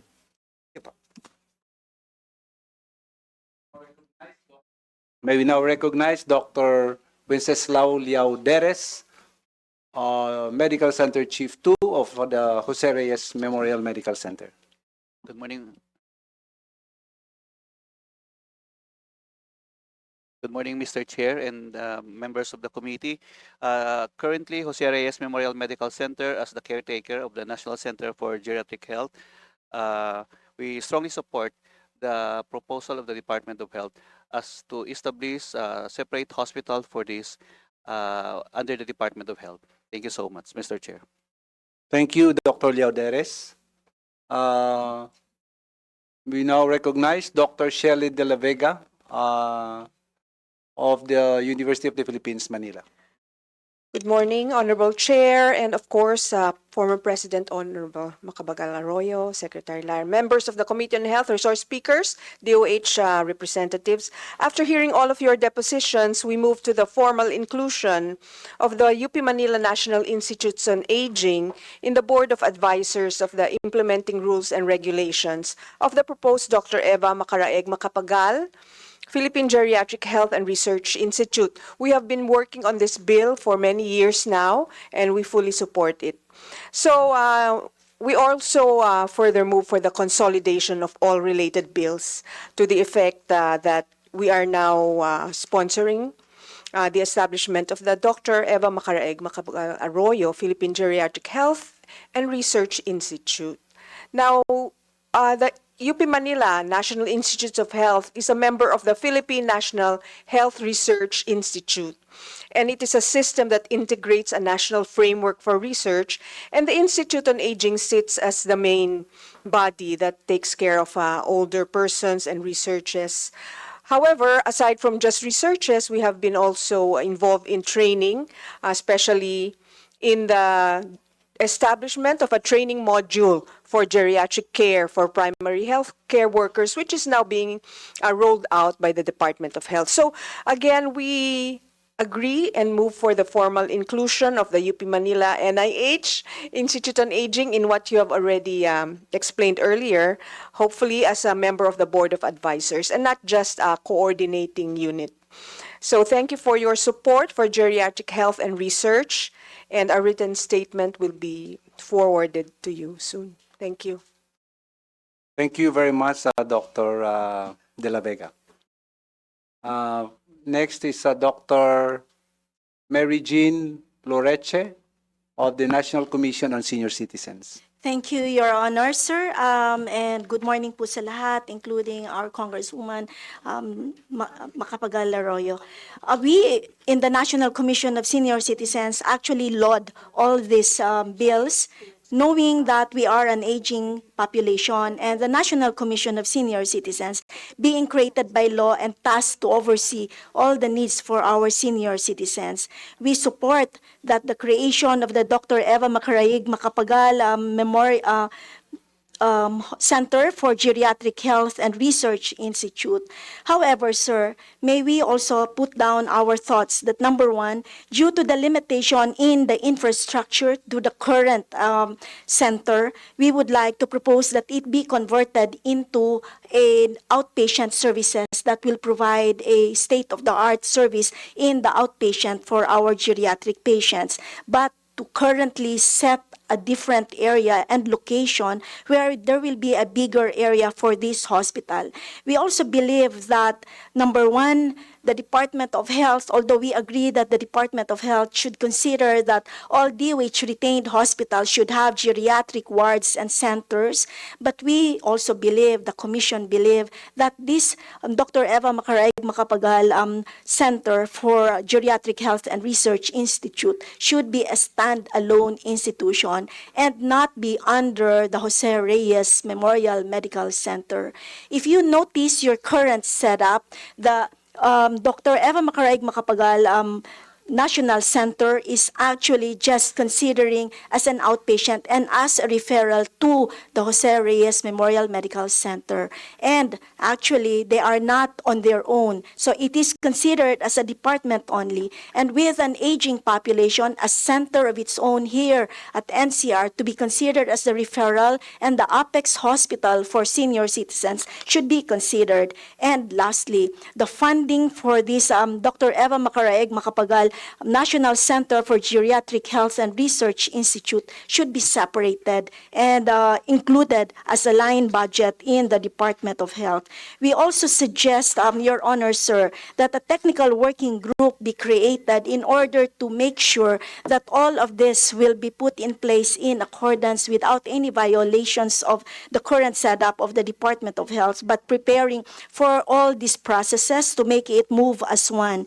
We also would like to manifest to this committee that the National Commission of Senior Citizens be included in the board for us to be able to give our inputs on the matters related to our aging population. Thank you po.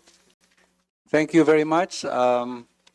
Next is we recognize the President of the Philippine Medical Association, Dr. Hector Santos.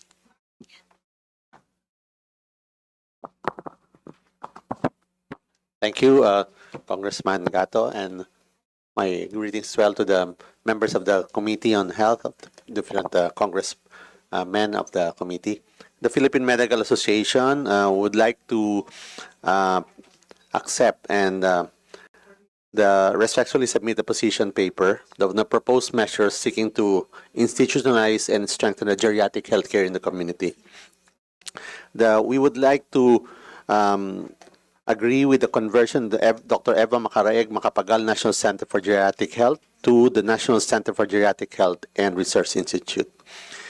We, of course, would like to provide programs for indigent citizens and grant all the necessary privileges in this.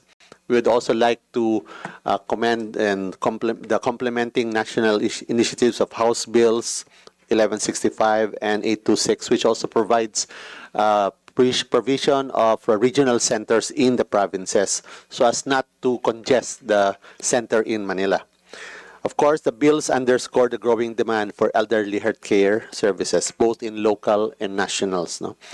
And this is, of course, reflecting the increase of the aging Filipino population. We would like to support the geriatric health and support the intent of these bills as consolidated. No? And we would like to support the institutionalization of geriatric specialty centers and research so as to address the critical health system gaps and ensure a holistic, age-appropriate, and people-centered care for our seniors. We would like to have the integration of the health system, of the geriatric health and research. It must be integrated in the universal health care, RA 11223, to ensure accessibility, continuity of care, and equitable benefit coverage. And we agree with providing a separate hospital or specialty hospital for the geriatric care. For capacity building in human resources, we support the establishment of fellowship training programs in geriatric medicine and recommend the collaboration between the CHED, the PRC, DOH, and the Institute of Aging. And we, of course, the PMA has all the accredited specialty societies, and we could help in the development of a national curriculum for training. The multidisciplinary approach is important, and this would involve the physicians, nurses, rehab specialists, nutritionists, and social workers in this program.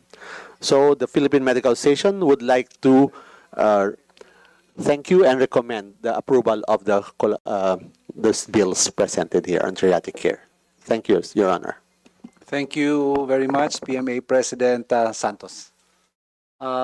We now recognize Attorney Hazel Mendoza of the Commission on Higher Education. Good morning, Mr. Chair, and to the members, to the honorable members of the committee and the resource persons present po. We express our support to the subject bills as to promote the health and well-being of our senior citizens. But specifically, Mr. Chair, on Section 9, the coordination with and assistance from other government agencies. So while we strongly support the initiative to expand the coverage of upskilling, reskilling, and dipskilling for medical doctors and professionals serving in other allied health fields, we would like to recommend that a special language in the law be included, which would allow the CHED to support medical professionals who are not serving in universities and colleges and to provide budgetary allocations to serve this purpose. So for Section 9, we would like to propose a provision to read as the Commission on Higher Education shall, in coordination with the DOH and DEMM and CGHRI, provide educational programs and scholarships to pursue excellence in the highest level of quality in the practice of the specialized field of geriatrics and other related fields, including postgraduate trainings and short-term courses for medical doctors and other allied medical health professionals in coordination with public or private training institutes such as IA and NIH. For this purpose, CHED is given the authority to accommodate medical professionals in need of education assistance for short-term programs and training provided that the recipient of the CHED scholarship will render return service to a university or college upon completion of the short-term program or training. CHED with the DOH and DAMM and CGHRI shall draft the guidelines for this purpose. And we will just submit our official position paper, Mr. Chair. Thank you po. Thank you, Attorney Mendoza. At this point, you'd like to recognize the presence of our Vice Chair, Honorable Girly Veloso of the Malasakit Bayanihan Party List. We now recognize Dr. Ellen Baita from PhilHealth. Good morning, Mr. Chair, and to the distinguished members of this committee. The Philippine Health Insurance Corporation lauds the intent of the bill in establishing a specialized hospital for geriatric care under the Department of Health, guaranteeing that the special needs of senior citizens will be met, further promoting the right to health and access to equitable and affordable health care goods and services. PhilHealth supports and poses no objection to the institutionalization of Dr. Eva Macaraeg-Macapagal National Center for Geriatric Health and Research Institute as a teaching, research, and training institute for geriatric care and Apex Hospital and referral facility for senior citizens. Its existence will assure our senior citizens that their unique needs are met, further improving their quality of life. Further, PhilHealth accredits healthcare providers to guarantee that every Filipino has access to affordable and quality healthcare goods and services, ensuring financial risk protection. For the provision of the special benefits or Z benefits, healthcare facilities need to be accredited and contracted to provide these special Z benefit packages, ensuring that these facilities can provide the identified minimum standards of care and specific rules for providers such as co-payment. Once the DEMM NCG-HRI is established and issued a separate DOH license and complies with PhilHealth accreditation requirements, it can avail of, first, reimbursement from PhilHealth for benefits, and second, apply as a contracted facility for Z benefit packages. Consistent with the nationwide push towards UHC, PhilHealth strongly encourages healthcare providers to participate in the primary care programs of PhilHealth. We recommend that concerns on service coverage and accreditation requirements be discussed as part of the regular policy development process of the corporation. Respectfully submitted, Mr. Chair. Thank you, Dr. Baita. Please submit to this committee your position paper. And last but not the least, on Attorney Tricia Baraan of the Department of Budget and Management.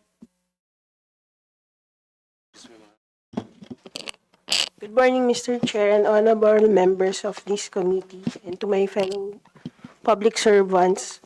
On this bill po, we defer to the DOF on the implication of the tax exemptions po. And on the proposed use of income, the same is consistent with the special provision number 1 of the DOH under the JA, authorizing the use of income to augment MOE and capital outlay requirements po. Thank you. Thank you, Mr. Chair.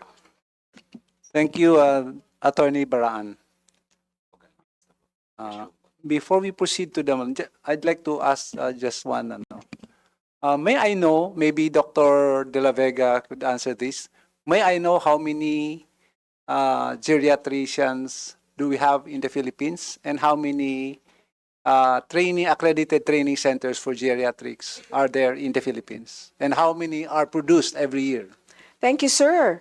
I was the founding president of the Philippine College of Geriatric Medicine, and we now have more than 155 board-certified geriatricians all over the country. However, mostly in the NCR. Now, what we are trying to do is to establish more geriatric fellowship programs, and we have at least 10 all over the Philippines. However, what we need is support from local government units to send doctors who would like to specialize in geriatric medicine to these specialty centers. But more than that, we believe that even non-geriatricians can be trained the basic principles of care for older people. That's why we are rolling out several educational programs to train general practitioners, cardiologists, etc., on how to take care of older people. So of the, how many? 10 training Yes, centers? sir. Around 10? Yes. Are these distributed equitably, Luzon, Visayas, and Mindanao? Not yet, sir. Again, most are in the NCR, but we already have training centers as far as La Union and Cebu and Davao. But we need more, especially since the DOH is planning to have geriatric specialty hospitals in all regions of the Philippines. We would like to have board-certified trained geriatricians in those areas. But more than that, having heard from CHED, we have always had a CHED memorandum order agreement at the time of many years ago that all medical schools and nursing schools should have geriatrics and gerontology in their basic curriculum. But the implementation is not yet fully realized. So we need to have more of that. So I'd like to talk to CHED more about that. Thank you sir. very much for the information, Dr. De La Vega. I hope that this geriatric center that we will be establishing will somehow address the dearth of a geriatric specialist in the Philippines. We only have 155 to answer for around how many million senior citizens? Almost 12 million, sir. But this Yes. coming October, we have our oath-taking of 8 more new geriatricians. So we have average of 8 per year. Hopefully more than that in the next few years. Thank you po. Thank you very much, Dr. De La Vega. Mr. Chair.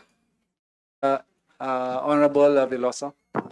Mr. Chair, this representation respectfully manifests that today I'm formally filing an act establishing the Philippine Geriatric Center as a tertiary specialty hospital under the Department of Health. In addition to supporting the intent of the measures already before this committee, may I respectfully underscore that this proposal carries distinct provisions designed to further strengthen the framework for geriatric care.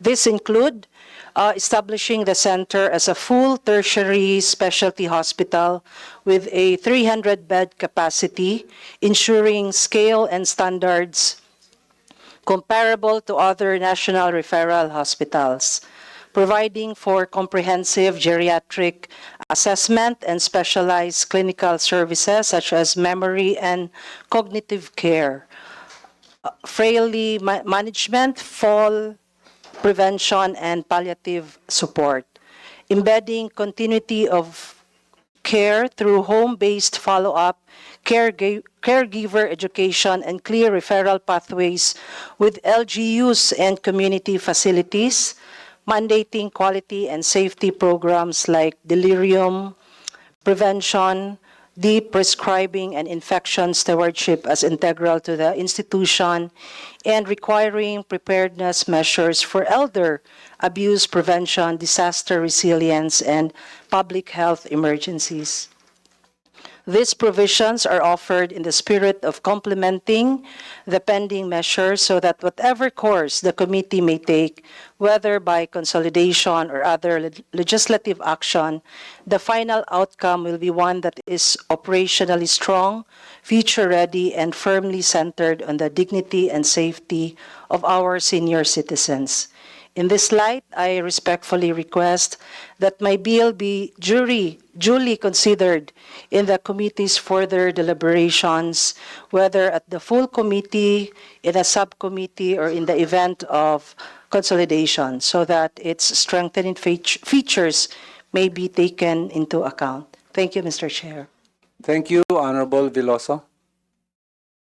We will do so in your bill. Yes, Honorable Gonzalez for her manifestation.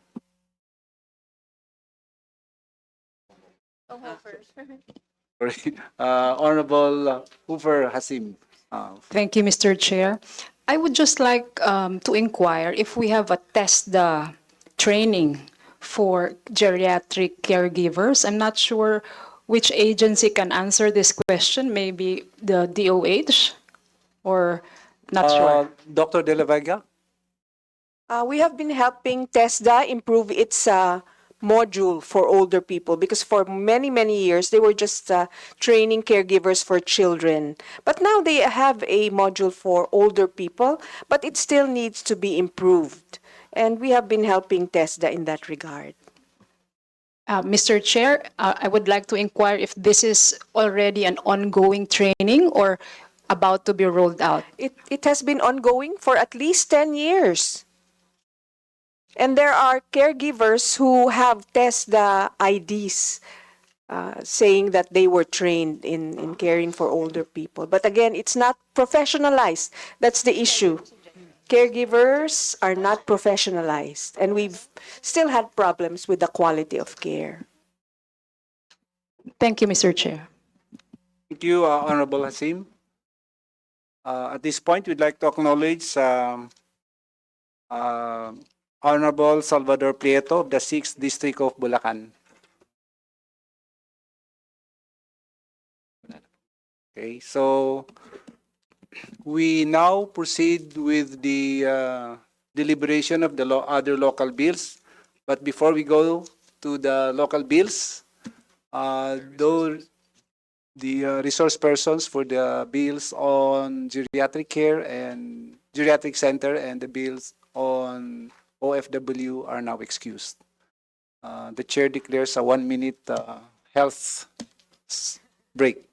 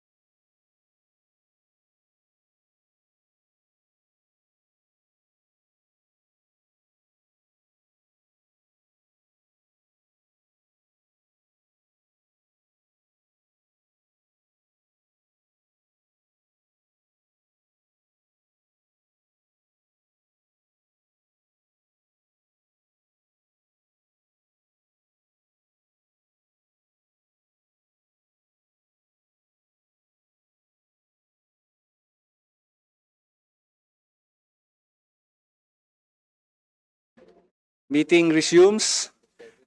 Before we proceed with the deliberation on the local bills, we would like to recognize Honorable Plato for his manifestation on the geriatric bills. Thank you, Mr. Chair. Our dear colleagues and our guests, pasensya na po, galing po ako dun sa kabila kasi. Magandang umaga po. Regarding my bill, gusto ko lang pong magbigay ng konting sponsorship speech. The Philippines is on the point of a demographic shift. According to projections, the number of Filipinos aged 60 and above is expected to significantly increase in the coming years. While the government has commendable programs for senior citizens, our healthcare system lacks a centralized, specialized, and comprehensive approach to geriatric care. Senior citizens are particularly vulnerable to multiple and complex health conditions, from chronic diseases to cognitive and functional decline. The current healthcare infrastructure, though competent, is not adequately equipped to address the specific and holistic needs of this demographic. This bill is a proactive measure to ensure that our elderly receive the quality, dignified, and accessible health care they deserve. Mr. Chair, the support of our colleagues for House Bill 3872 will be a powerful statement of our shared commitment to the well-being of our elders who have dedicated their lives to our nation's progress. Thank you, Mr. Chair. Maraming salamat, Honorable Plato. We now proceed with House Bill number 2454, an act establishing in the municipality of Tubao Province of La Union a basic comprehensive specialty center to be known as the Tubao Mother and Child Specialty Center, and appropriating funds therefore by Honorable Dante Garcia and Honorable Kenneth Paulo Tereng. Honorable Tereng is now recognized. Thank you, Mr. Chair. Distinguished colleagues and resource persons, good morning. Mr. Chair, I move for the approval of the House Bill number 2454, considering that this bill has already been approved on third reading on during the 19th Congress and has already been transmitted to the Senate. I move, Mr. Chair. I second. Thank you, Honorable Tereng. There is a motion duly seconded that House Bill number 2454 be approved. Hearing no objection, House Bill 2454 is now approved. Next is House Bill number 993, an act upgrading the Jose Lingad Memorial General Hospital into a medical center to be known as Jose B. Lingad Memorial Medical Center, or the JBLMMC, increasing its bed capacity from 1,000 beds to 1,500 beds, upgrading its service facilities and professional health care services, authorizing the increase of its medical workforce complement, repealing for the purpose of Republic Act number 11359 and appropriating funds therefore by Representative Alaysa Micaela Mica M. Gonzalez. Honorable Gonzalez is now recognized. Thank you again, Mr. Chair. Magandang umaga po ulit sa inyong lahat. I am here to sponsor House Bill number 993, a bill that addresses a critical need in our public healthcare system. This legislation is not merely a proposal, but a direct response to the urgent calls for better medical services in Central Luzon, or Region 3.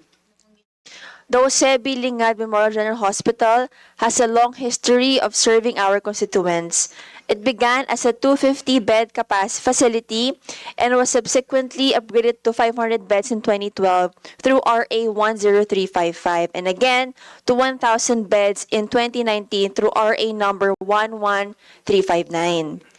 As an ISO 9001 certified level 3 hospital, JBL serves as a cornerstone of medical care for the entire Region 3, providing services not just to Pampanga, but also to neighboring neighboring provinces of Bataan, Nueva Ecija, Bulacan, Tarlac, Zambales, and Aurora.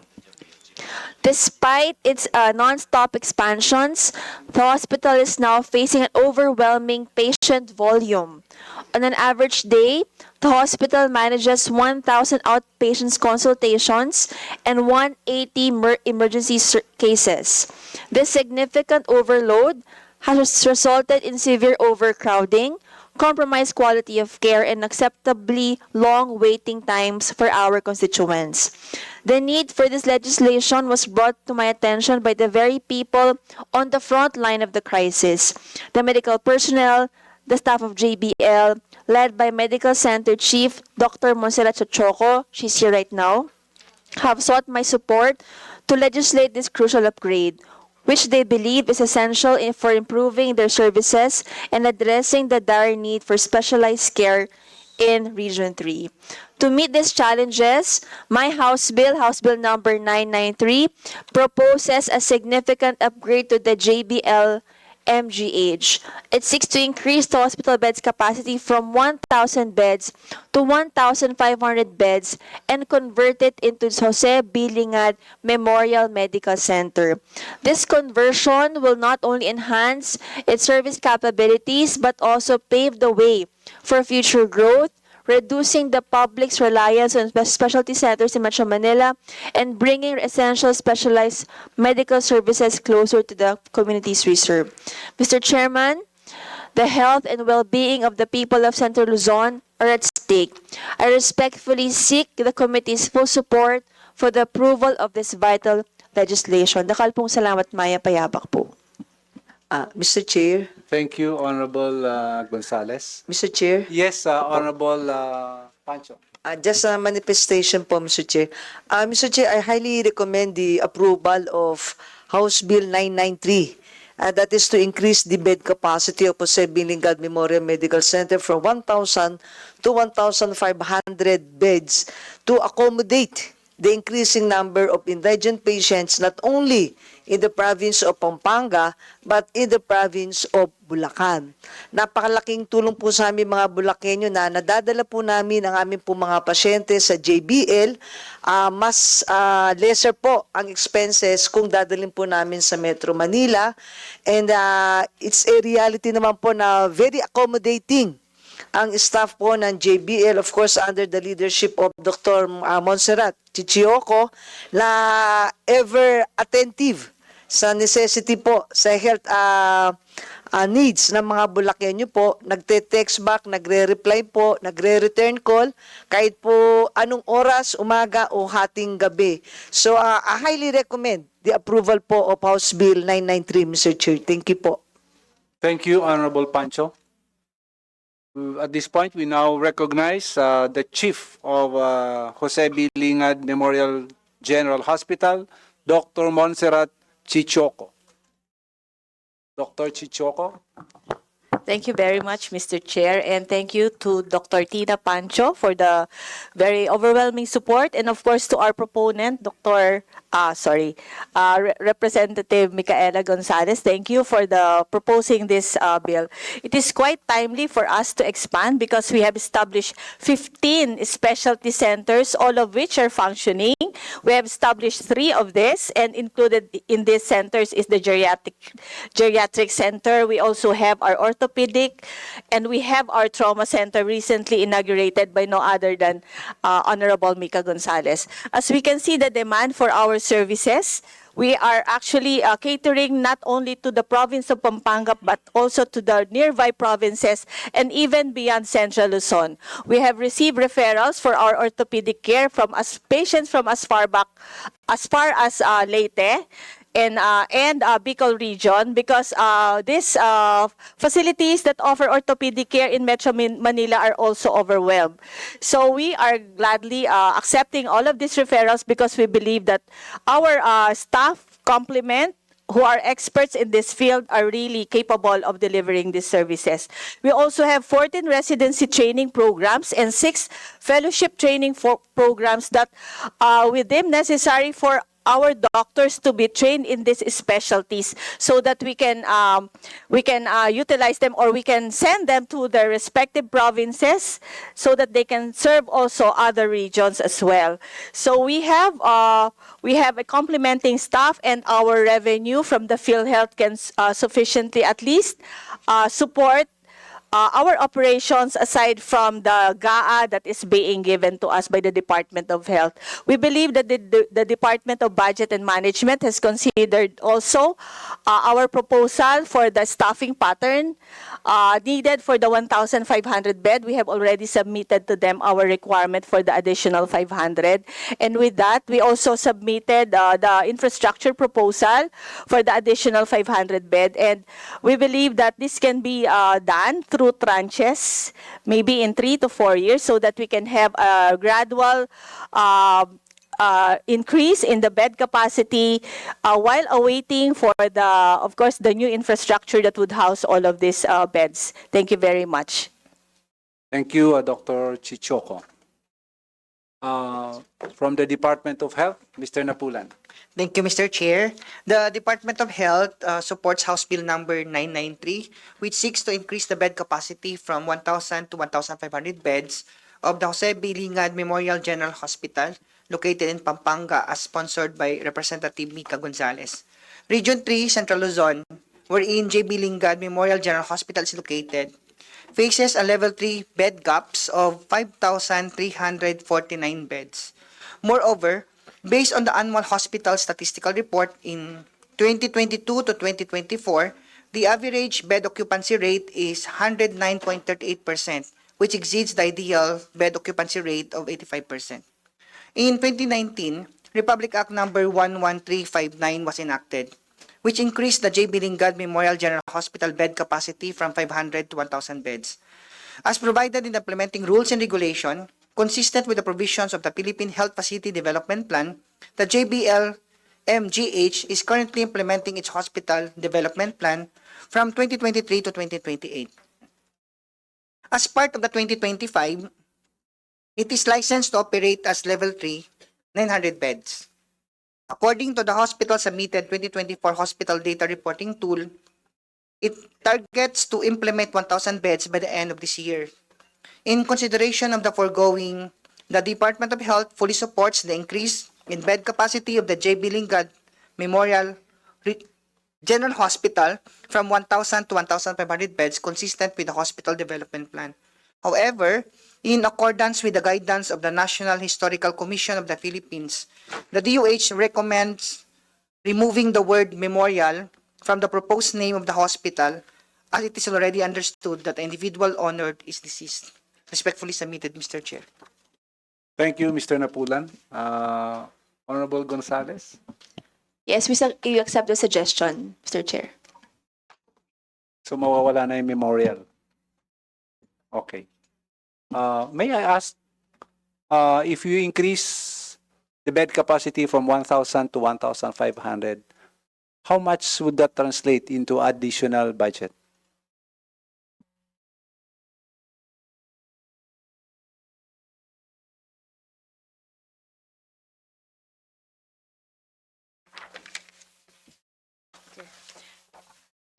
This would incur an additional 1.2 billion pesos MOOE, sir, per year.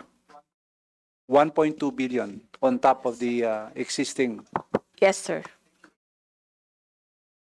MOOE pa lang yon. So wala pa yung additional. Yes.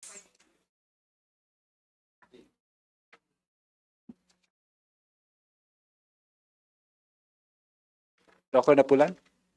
Thank you, Mr. Chair. Yeah, the amount mentioned by Dr. Chichoko is more of the MOE. So we will incorporate the personal services. Currently, the hospital is not fully assume the 1,000 beds for their PS.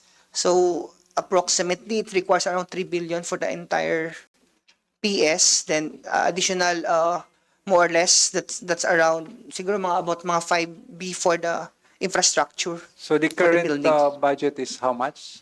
For our MOOE and the PS Personnel. requirement for 2025, we have 2.5 7 million pesos combined po. This 2025 po. 2.7 billion. Billion, sir. Billion, sorry. I stand Billion. corrected. So if you increase it to 1,500, that's additional 5 billion. So around 7 to 8. Okay. Yeah, the infrastructure we have already computed for the required 500 bed, and it would amount to around 600 million, sir. And for the equipment, around 600 million also. Okay. Thank you.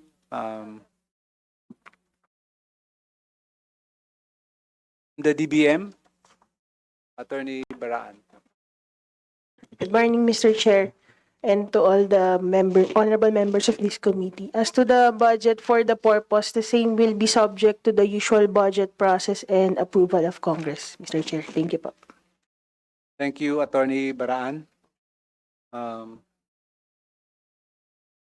Do I hear motion to approve? I move to approve the proposed upgrading of the hospital? JBL Hospital. I so move.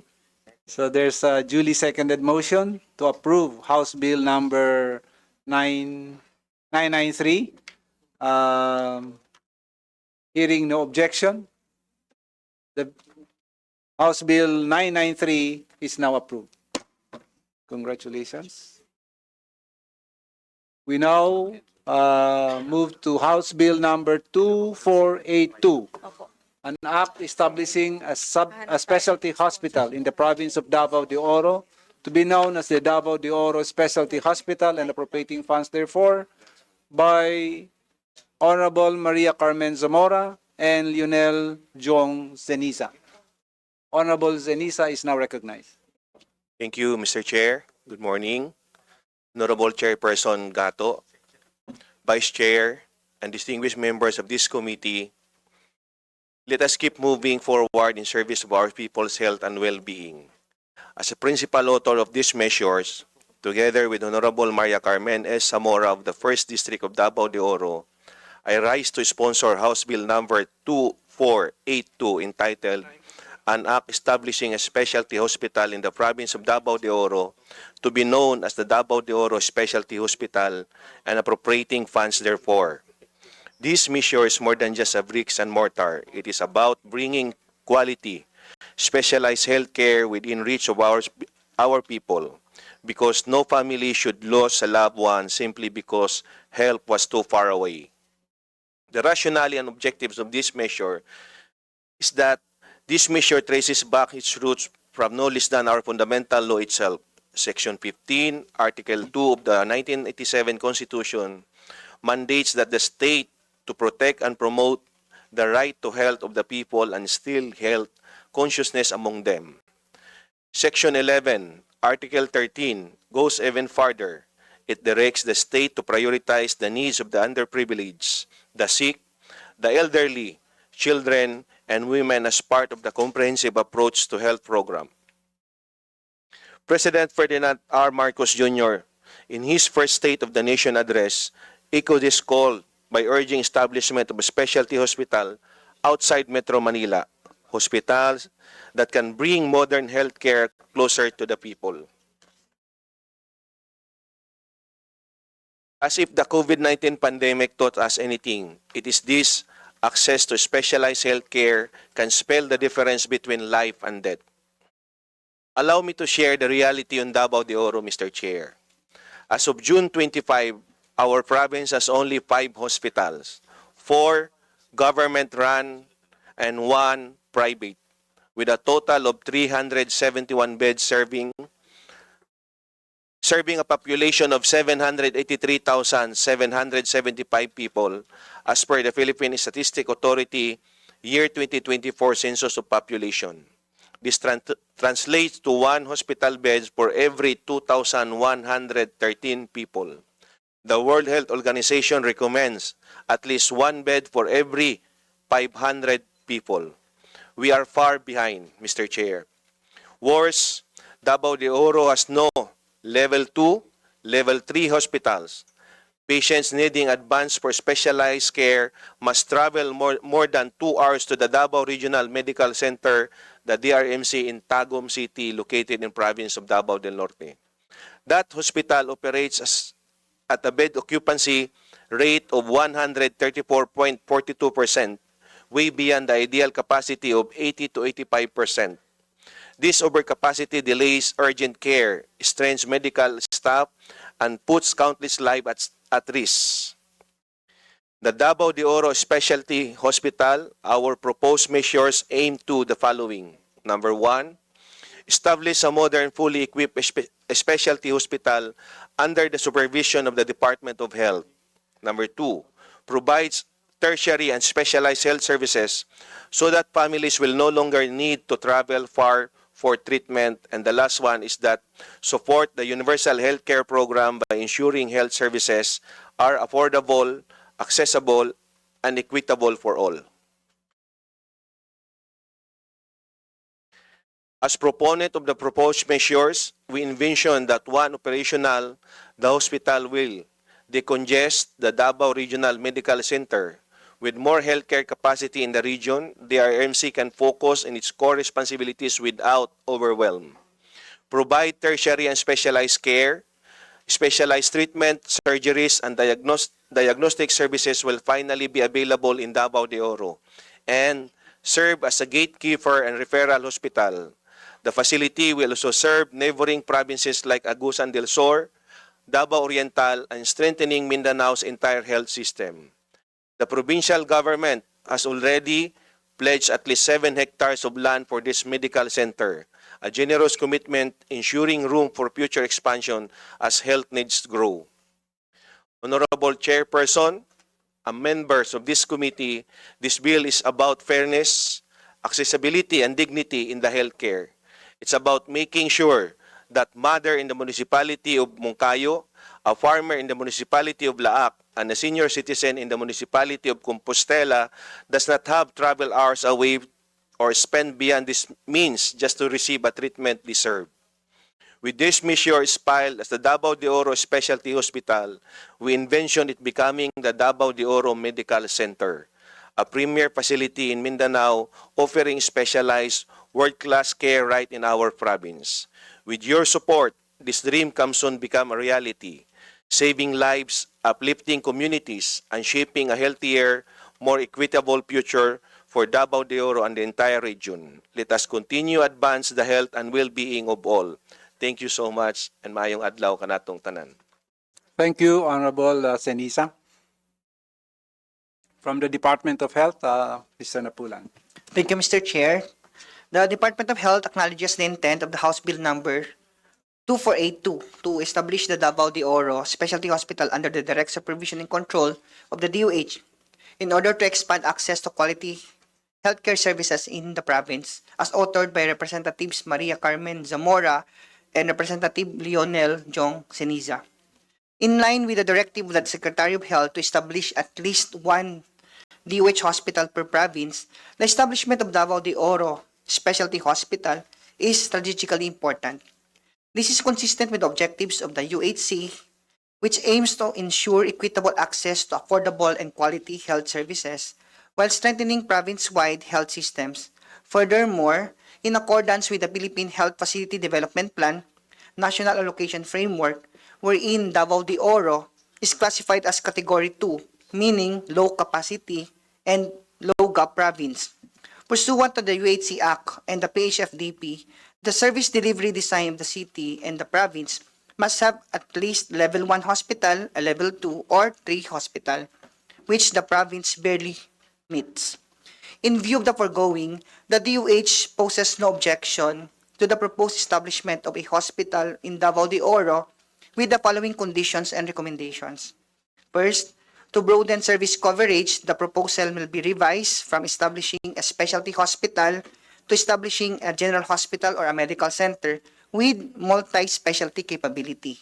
Second, to ensure sustainability and future expansion, the hospital site must have adequate land area. I'm very glad that we heard 7 hectares will be provided by the province. Basic utilities, ICT infrastructure, and transport access. And last, to address immediate gaps, the upgrading and expansion of existing hospitals in the province, which I believe all are level 1, must likewise to pursue to meet the growing demand for the healthcare services. Respectfully submitted, Mr. Chair, and for consideration of the Honorable Committee. Thank you. Thank you, Mr. Napulan. From the DBM, Attorney Baraan. Good morning, Mr. Chair. We defer to the DOF, to the DOH on their evaluation on the propriety of the proposal. And nonetheless, the funding should be subject to the usual budget process. Thank you po. Thank you, Attorney Baraan. Do I hear a motion? I move for the approval of House Bill 2482. I so move, Mr. Chair. There's a duly seconded motion that House Bill number 2482 be approved. Hearing no objection, the House Bill number 2482 by Honorable Maria Carmen Zamora and Honorable Lionel Jong Zenisa is now approved. Congratulations. Next is House Bill number 3950, an act converting the Soc Sargent General Hospital in the municipality of Suralia, province of South Cotabato, into Soc Sargent Regional and Medical Center, increasing its bed capacity, upgrading its professional healthcare services and facilities, authorizing the increase of its medical personnel and appropriating funds, therefore, by Honorable Ferdinand Hernandez. Honorable Hernandez is now recognized. Thank you, Mr. Chair. Good morning, Mr. Chair, and good morning to my colleagues and resource persons. The Soc Sargent General Hospital, SGH, in Surala, South Cotabato was established through Republic Act number 11879, of which I am the principal author. This law was crafted in recognition of the urgent need to provide Region 12 with its own regional level hospital, especially after former President Macapagal Arroyo transferred the regional center of Soc Sargent from Cotabato City to Coronadal City, South Cotabato. With the regional seat firmly established in Coronadal, the presence of a true regional hospital became not just logical but essential. Yet, despite this mandate, Region 12 has been deprived of a regional level hospital for far too long. At present, SGH operates only as a Level 1 general hospital with severely limited capacity to provide advanced and specialized medical care. This has forced patients to overcrowd provincial and city hospitals, depend on costly private facilities, or travel to a distant region such as Davao, delays that have led to unnecessary suffering and preventable deaths. This is not only a matter of health service delivery, it is a matter of life and death for the people of Soc Sargent. This bill seeks to convert SGH into a Soc Sargent regional and medical center, upgrading it from a Level 1 general hospital into a Level 3 regional and medical center with 1,000 bed capacity, complete with intensive care units, specialty wards, modern diagnostic facilities, and sufficient personnel. This long overdue upgrade will ensure the Region 12, now the official regional center, finally has the same standard of healthcare as other regions in the country. The proposal enjoys the full support of the Department of Health to Secretary Chodoro Herbosa, who recognizes both the urgency and necessity of this conversion. This measure also fulfills the constitutional mandate to make health a priority of the state in line with President's commitment to strengthen healthcare service as a pillar of national development. In view of the foregoing and for the immediate benefit of the people of Soc Sargent, who have waited long enough, the swift passage of this bill is earnestly sought. Thank you, Mr. Chair.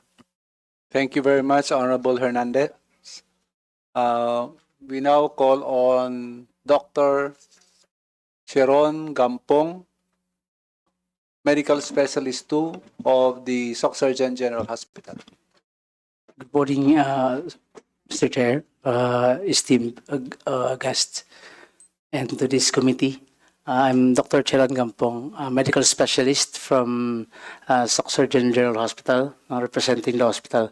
So I am here to support the bill of Congressman Dinand to support the conversion of SGH into a medical center. This measure is more than just a structural upgrade. It is a promise better healthcare, greater accessibility, and a stronger service to our people in Soc Surgeon area.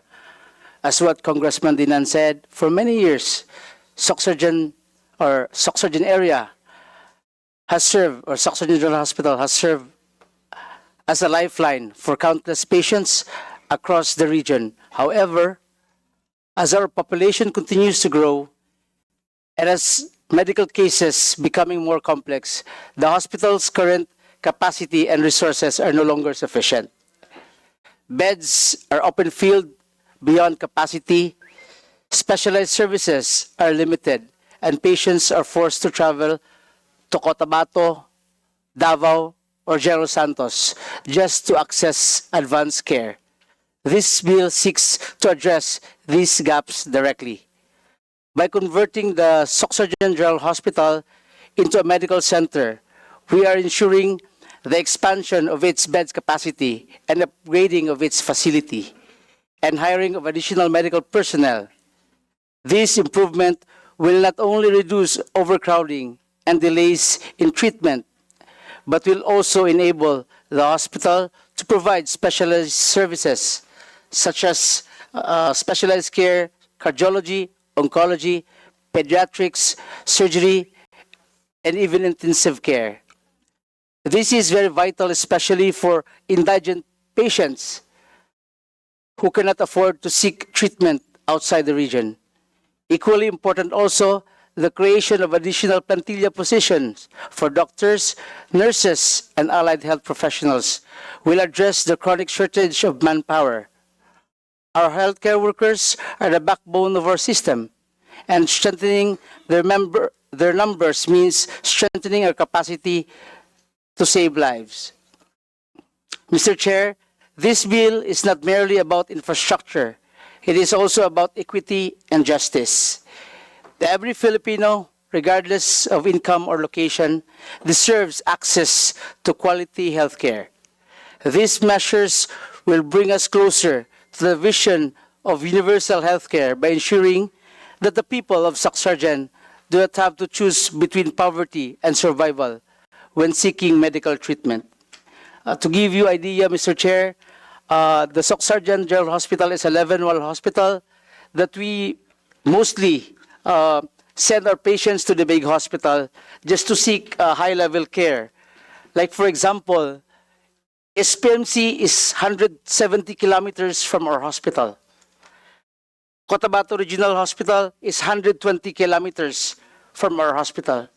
So it's very difficult for us or for the patients to give us the quality care for them, especially specialty cares are really needed. So this bill is very, very helpful to us, to our people in Soc Surgeon area. No? So as of now, Soc Surgeon General Hospital is situated in a 5-hectare location, and with the bill, we can upgrade up to 1,000 because currently we have a recently a building that was established 2 years ago that we can accommodate like around 400 capacity. So by expanding it to a lot of more beds can give a lot of services to these people. So with that, Mr. Chair, thank you very much for this chance. Thank you po. Thank you, Dr. Cheron. Mr. Napulan of the Department of Health. Thank you, Mr. Chair. The Department of Health acknowledges the intent of the House Bill number 3950 to convert Soc Surgeon General Hospital into a Soc Surgeon Regional and Medical Center by increasing its beds capacity, upgrading its facilities and services, augmenting its medical professional, and providing funds to meet growing healthcare needs of South Cotabato and the Soc Surgeon region, as sponsored by Representative Ferdinand L. Hernandez. South Cotabato is composed of 10 municipalities and 1 component city. with a projected 2025 population of 1.75 million, giving an estimated bed-to-population ratio of 1:1,709. According to the Philippine Health Facility Development Plan, 2020 to 2040, the province faces a shortage of 1,240 Level 1 beds, 313 Level 2 beds in 2025. At present, there are 14 licensed hospitals in the province of South Cotabato, 10 privately operated, 8 Level 1 and 2 Level 2, 3 managed by the local government, 2 Level 1 and 1 Level 2, and 1 DOH retained Level 1 hospital, the Soxargen General Hospital. With this mix of facilities, South Cotabato meets the minimum requirement of the healthcare provider network, which mandates that a province should have at least 1 Level 1 hospital and 1 Level 2 or 3 hospital. SGH is a DOH retained hospital with a Level 1 bed capability, with an authorized bed capacity of 75 beds. It is located in the Upper Valley area of South Cotabato, about an hour from Coronadal City, the designated center of the Soxargen region, that primarily serves indigent and financially disadvantaged patients from South Cotabato and nearby provinces of Sultan Kudarat and Sarangani. Due to its limited service capability, patients requiring higher level interventions and specialty care are referred to the Cotabato Regional and Medical Center in Cotabato City, which is about 110 to 120 kilometers or 2.5 hours away, which also caters both Region 12 Soxargen and the Bangsamoro Autonomous Region in Muslim Mindanao. Likewise, they are also referring to Southern Philippines Medical Center, which is around 4 hours away from South Cotabato. This arrangement imposes an added financial burden to Soxargen constituents in terms of referrals and hospitalization. Based on the annual hospital statistical report in 2023 to 2024, the average bed occupancy rate of the SGH is beyond the ideal bed occupancy rate of 85% or approximately 116%. In terms of the emergency room visits, an increase of 23.21% was noted from 16,582 ER visits in 2023 to 20,431 visits in 2024. Regarding the OPD visits, an increase of 62.61%. In view of these considerations, the DOH expresses its full support for the conversion of the SGH into the Soxargen Regional and Medical Center, with an increase in its authorized bed capacity from 75 to 1,500, an upgrade of its service capability, as this will help close the gap in the hospital beds, strengthen the healthcare provider network, and expand access to quality health services for the wider population. The DOH also further recommends that a 3-year implementation period, or also aligned with the hospital development plan, and the designation of Chief of Hospital be amended to Medical Center Chief, consistent with the Department of Health Department Circular Number 2013-0349 and the DBM-DOH Joint Circular 2013-1, particularly on the organizational structure of the government hospitals. Likewise, the DOH raises no objection to the renaming of the facility, provided that it complies with existing naming policies and reflects its expanded mandate. Respectfully submitted, Mr. Chair. Thank you, Mr. Napulan. Before we proceed, we'd like to acknowledge the presence of committee member, Honorable Filimon Espares of Co-op NATCO Party List. Thank you.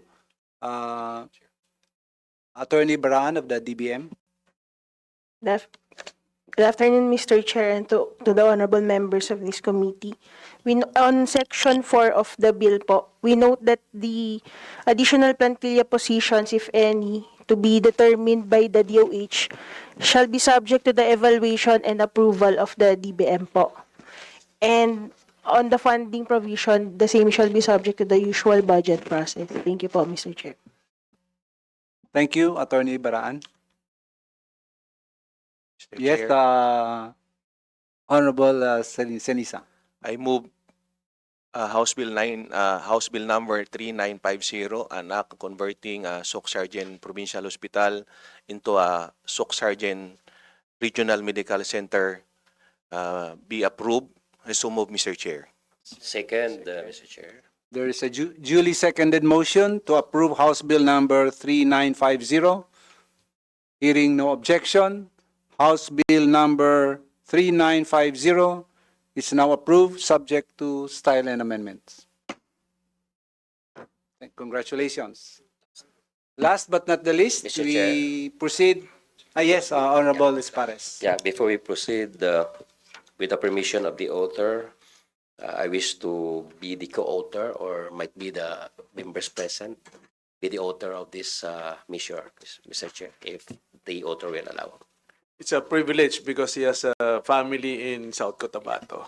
Thank you, Mr. Chair and sponsor. There's a duly seconded motion by Honorable Espares that all those present here be included as co-authors of House Bill number 3950.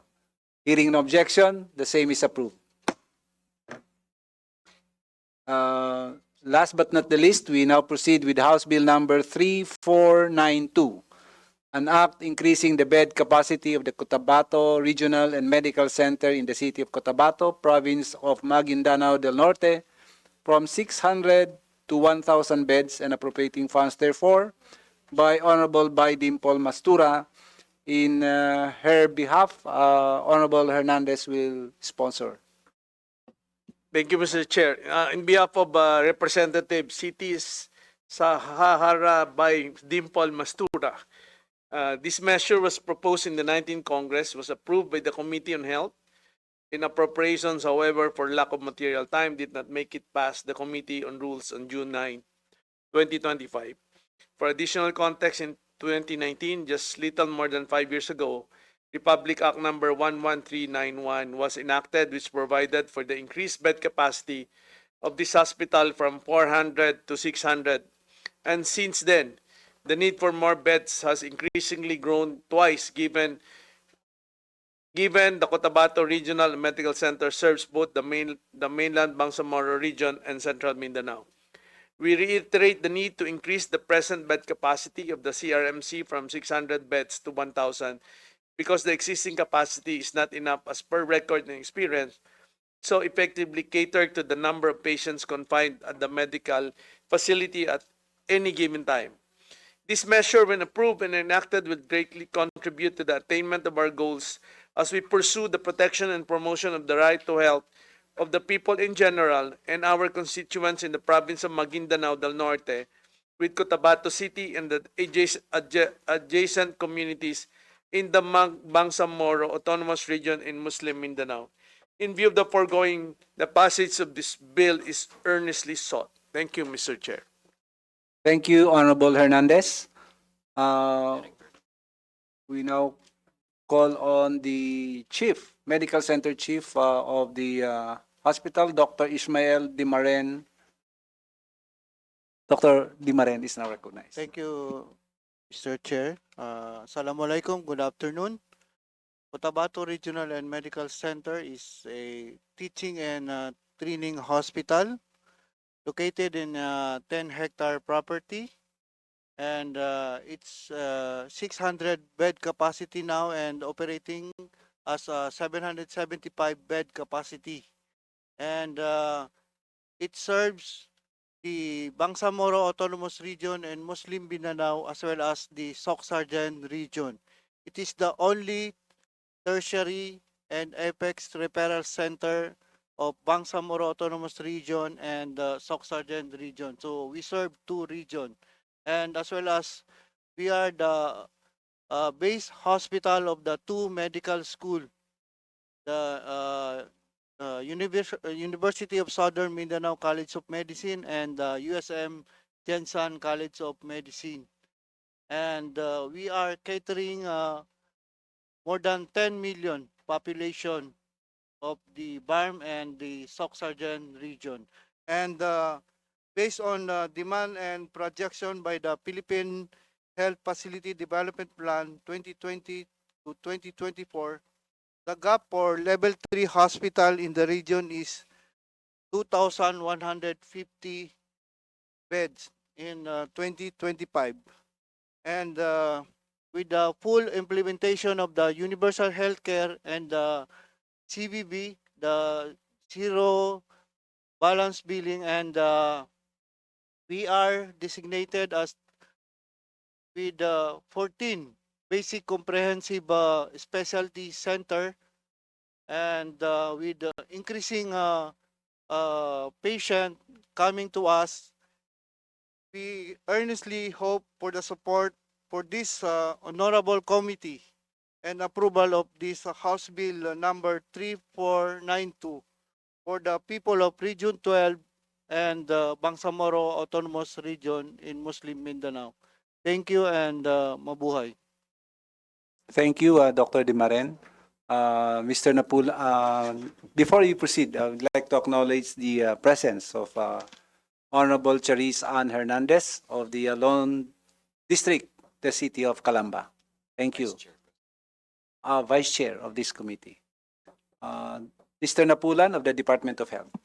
Thank you, Mr. Chair. So the Department of Health acknowledges the intent of the House Bill number 3492 to increase the authorized bed capacity of the Cotabato Regional and Medical Center and to ensure the delivery of accessible, high quality, and comprehensive health services in accordance with the Hospital Development Plan as authored by Representative Mastura. Maguindanao del Norte is composed of 12 municipalities and one independent city, Cotabato City. Based on the 2025 projected population of 317,226, the province has estimated bed-to-population ratio of 1:699. Currently, Cotabato City has 4 licensed hospitals, 3 privately owned Level 1 hospital, and 1 Level 3 hospital under the DOH management. According to the Philippine Health Facility Development Plan 2020 to 2040, Maguindanao del Norte and Maguindanao del Sur together have a total gap of 2,157 Level 1 hospital beds, 733 Level 2 hospital beds, and 2,150 Level 3 hospital beds this year. CRMC is Level 3 hospital with 600 authorized beds and offers functional specialty centers in many specialty centers like lung center, burn care, trauma care, cancer care, and infectious and tropical diseases. It was initially upgraded into a medical center under Republic Act 8316, increasing its bed capacity to 400 beds and further expanded to 600 beds under the Republic Act 11391 in 2019. Based on the annual hospital statistical report for the 2022 to 2024, its average bed occupancy rate was 90.91%, exceeding the ideal bed occupancy rate of 85%. ER visits increased by 38% from 21,714 in 2022 to 29,887 in 2024. Likewise with outpatient visits, which rose by 120%.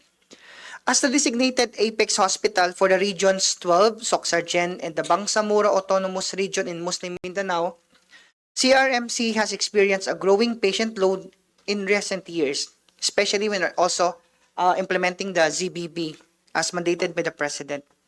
Given the absence of the government Level 3 hospitals in Socsargen, and hopefully the Socsargen regional and medical centers will also soon be expanded, the presence of only one other apex hospital in Barm, which is the Maypakpak Medical Center, CRMC is expected to address the increasing demand for the specialty care and Level 3 hospital beds across the 2 regions.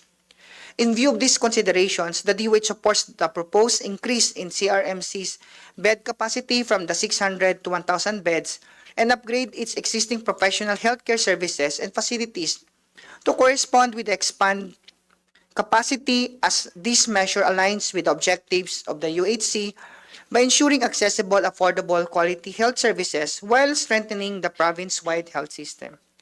The DOH continues to provide technical assistance, including guidance on compliance with the hospital standards and the preparation of the Hospital Development Plan in accordance with the Philippine Health Facility Development Plan 2020 to 2040, the Local Investment Plan for Health, and the Regional Provincial Health Facility Development Plans. Respectfully submitted, Mr. Chair. Thank you. Thank you, Mr. Napulan. Mr. Chair, can I just add to this? You might be Honorable wondering Hernandez. why I'm sponsoring the Soc-Sargen Regional and Medical Center. Now I'm supporting the Cotabato Regional and Medical Center because, let us give a little of history. The seat of the Soc-Sargen used to be in Cotabato City. It was transferred to Coronadal. So when it was transferred to Coronadal, the regional hospital remains to be in Cotabato City. But historically, 95% of CRMC cater to Bangsamoro patients. So that's why I proposed this when I passed the SGH hospital. It was denied first. On my second term, I refiled the bill for the reason that most of the Soc-Sargen population or patients do not really go to CRMC. We go to Davao and Tagum. Diba? Considering the distance and medyo ang mga taga Soc-Sargen would prefer going to Davao rather than Cotabato City. And if you look at yung capacity ng CRMC at really catering to the BARM. That's why SGH is really intended to be the regional hospital of Soc-Sargen. However, after 3 years, I'm come backing. I finished my 9 years and hiatus in 3 years and then back. So yung level ngayon ng SGH is still not even in a provincial level. So that's why we are pushing that this will be converted into the real regional hospital of Region 12 because the distance from the regional seat to this SGH is only 15 to 20 minutes. I will just correct si Director Napulan. And all roads connecting to other provinces are already in place. There are roads going from Sarangani, from Sultan Kudarat. Pinakamalapit yung SGH sa lahat ng population ng Soc-Sargen. So that's why we are supporting this because it's growing population of BARM. No? And Cotabato City is now part of BARM. Kaya talagang tinayo namin tong Soc-Sargen na supportive yung DOH because for the longest time, we don't have a real regional hospital we call that would cater to the Region 12. So kaya talagang pinapabilisan namin to. Dekada na po yung pag-deprive sa Region 12 ng regional level hospital. So that's why for us, we both can coexist because it's a growing population of the BARM area and of course yung Soc-Sargen. Na-mention naman po kung doon pa lang sa dalawang area na yan, Soc-Sargen and BARM, talagang we need both hospital to be upgraded. Yun lang po, maraming salamat. Thank you, Honorable Hernandez. DBM, Attorney Baraan. Good afternoon, Mr. Chair, honorable members of this committee. For this bill po, we note that the Bangsamoro Government Ministry of Health shall be responsible for the policy setting and development of its organization structure, staffing pattern of its hospitals. So, nevertheless, kung wala pa po yun, the standards of the DOH may be taking into consideration po ng BARM. As to the funding po, I would like to confirm lang po kung talagang DOH po yung magpa-fund nito or sa BARM po considering na BARM hospital po siya. Mr. Napulan? It's still under the Department of Health, Mr. Chair. Okay, it's under the Department of Health.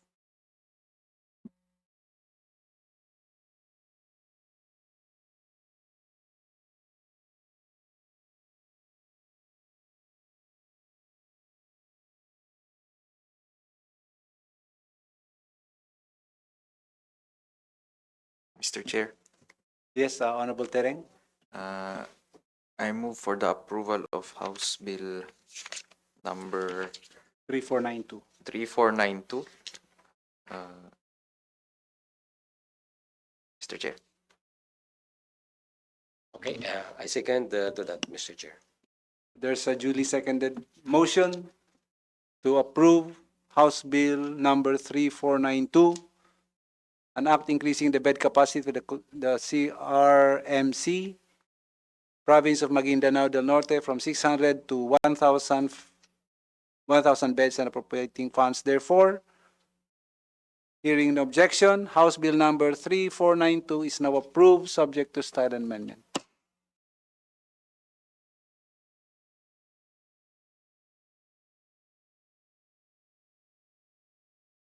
Do I now hear our favorite motion? Mr. Chair, I move to adjourn the committee hearing. So there's a duly seconded motion to adjourn. Hearing no objection, the second regular meeting of the Committee on Health is now terminated. It's now adjourned. Thank you very much, our esteemed